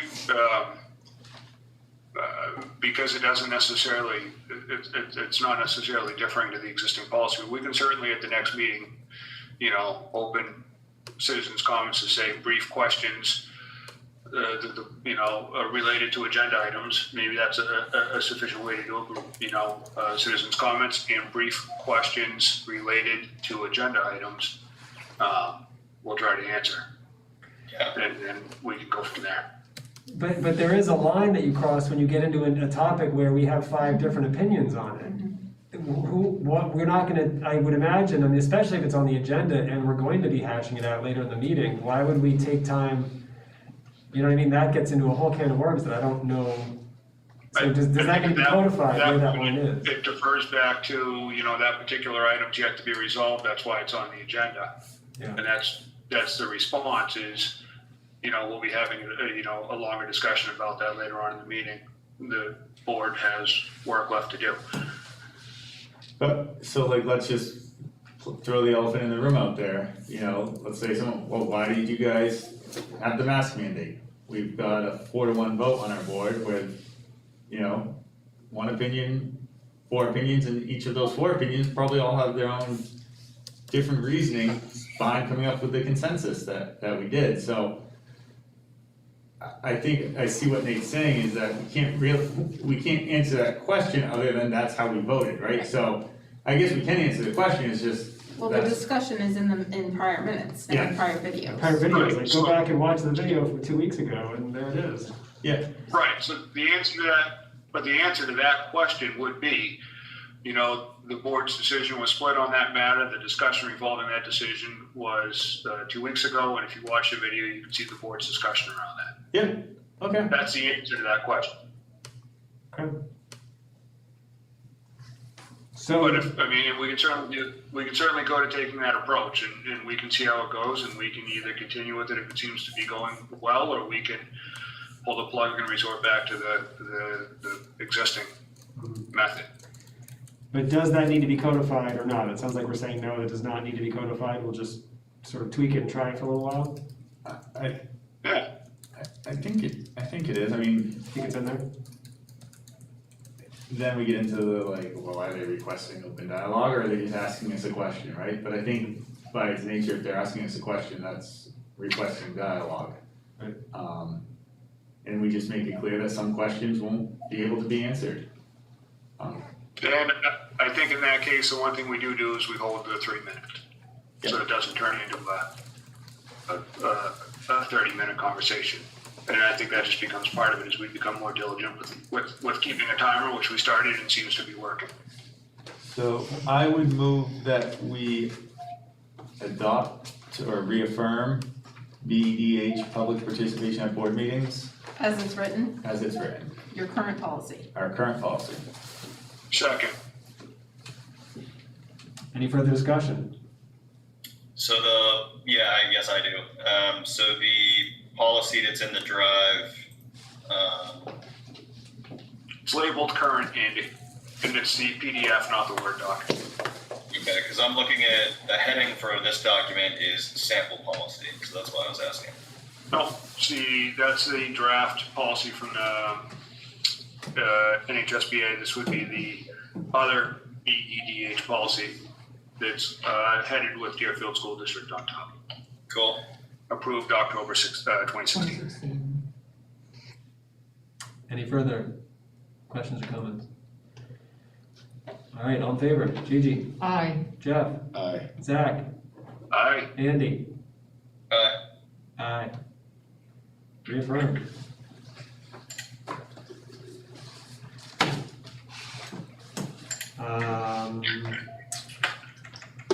All right.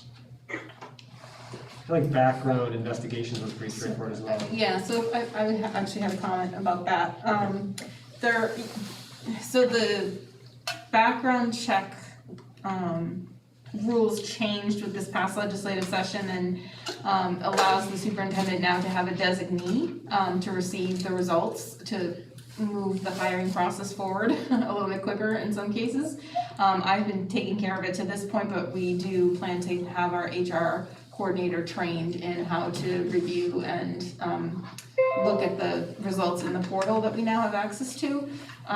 The thing that we've been talking about, that Peter and I have been talking about, and we actually ran it by Dean, was the sample policy, and we talked to School Board Association as well, I should say, requires any misdemeanor to be brought before the board. So in the past, we had some discretion over, I'll give you an example, someone had parking tickets that in college that added up to an amount such that it rose to an offense and is on their criminal record check, and they're now 50 years old trying to be hired. And so it's, the superintendent's maintained some discretion about, minor offenses, to be able to make that hiring decision without bringing that before the school board and going into non-public session to talk about whether 5 people agree that parking tickets is something that will still allow people to work at DCS. I was just wanted to know by consensus if that made sense, if Dean crafted some language, if you would be comfortable with that. Specifying like what the minor. Which mean that we would not, in your example, we would not have to meet for the 5 parking tickets? Correct, we would not go into non-public to talk about that because I would have some discretion over minor offenses to say, yes, I would still want you to work at DCS even though you were, And Dean would think that would still fit in with the new law? Yes, and Barrett at the School Board Association weighed in on it too. He said that is not a requirement in the law that it go before the board, so. I'm comfortable with it. I like that. Okay, So are we gonna see like a proposed write-up for what those, yes. that, Yeah, there are some descriptors in here, but we'll add the language to make it crystal clear. It was an unintended consequence of, they took action because there were some results that were they were like basically plead down. So you would want to look at, they're sort of training us on how to look at background checks now, which is way more than I ever want to know. But you can look for certain offenses, and there are signs that it may have been a plea deal and that it could have been something more serious, and that during the finding they did a plea deal to get it to a misdemeanor, whatever. And those are the things that you want to be more careful of. There are some that are very straightforward about, shoplifting, and you look at the date of offense and they were 18 and now they're 55. And I always call the candidate too, to be clear. We have to call and ask if they want to move forward, and if they do, then they need to discuss what was in their record. It's a pretty thorough process. It's just avoiding that piece of you having to review every. Yeah. So we're okay with Patty bringing back a slightly updated version next meeting? Yes. To look at? Okay, Sounds reasonable, yeah. great, thank you. And the one that remains is GBD, board staff communication. That says tabled. Are we tabling that indefinitely while that's being worked on? No, it was tabled last time, and we need to, it wasn't updated. Wasn't that the one that I added, I added some info, you wanted the policy referenced, wasn't that the one? I think that's right. Yeah.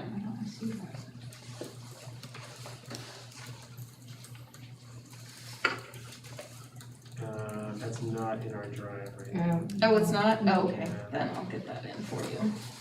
And I forget what it was referencing, but I think you're right. Yeah, it was just making it clear that, because this seemed to limit the ability for the staff to contact the board directly, so we were just clarifying that there are policies that if they have a complaint that they feel they've been discriminated against or not, that they have a mechanism for that.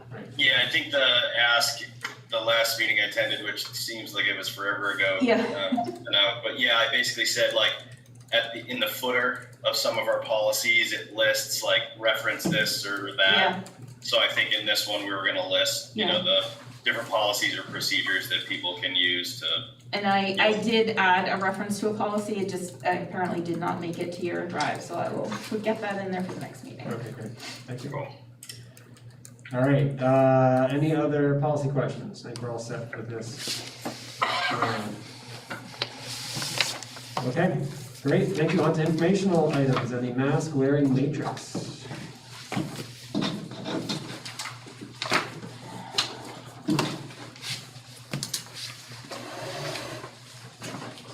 Thanks, Gigi. Yep.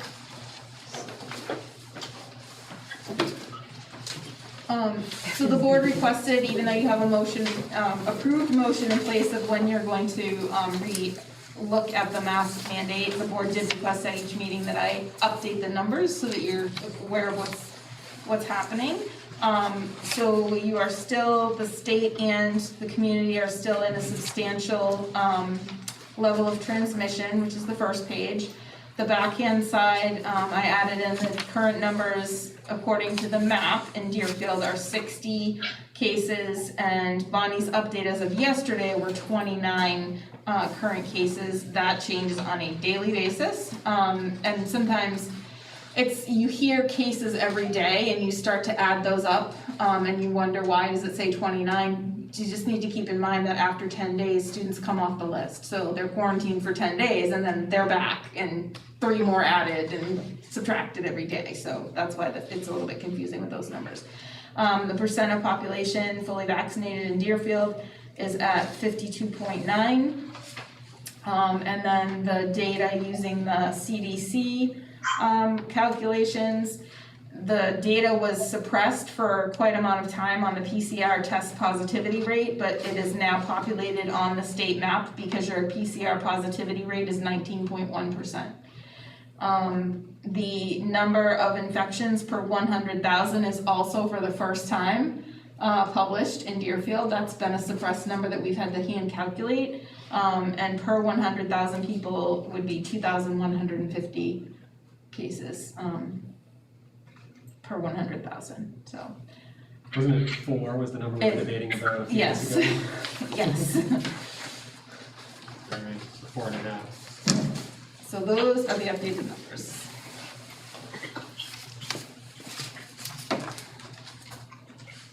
Any questions, Clever? Comments? All right, thank you. Number 8, public comments. Anybody from the public still here? No? No, thank you. All right. Okay, then, per New Hampshire RSA 91-A:3 to L. L, thank you. Look for a motion to go into non-public. So moved. Second, All right, roll call, Gigi, yes. Jeff, Yes. Zach, Yes. Andy, Yes. and yes. We're now in the non-public.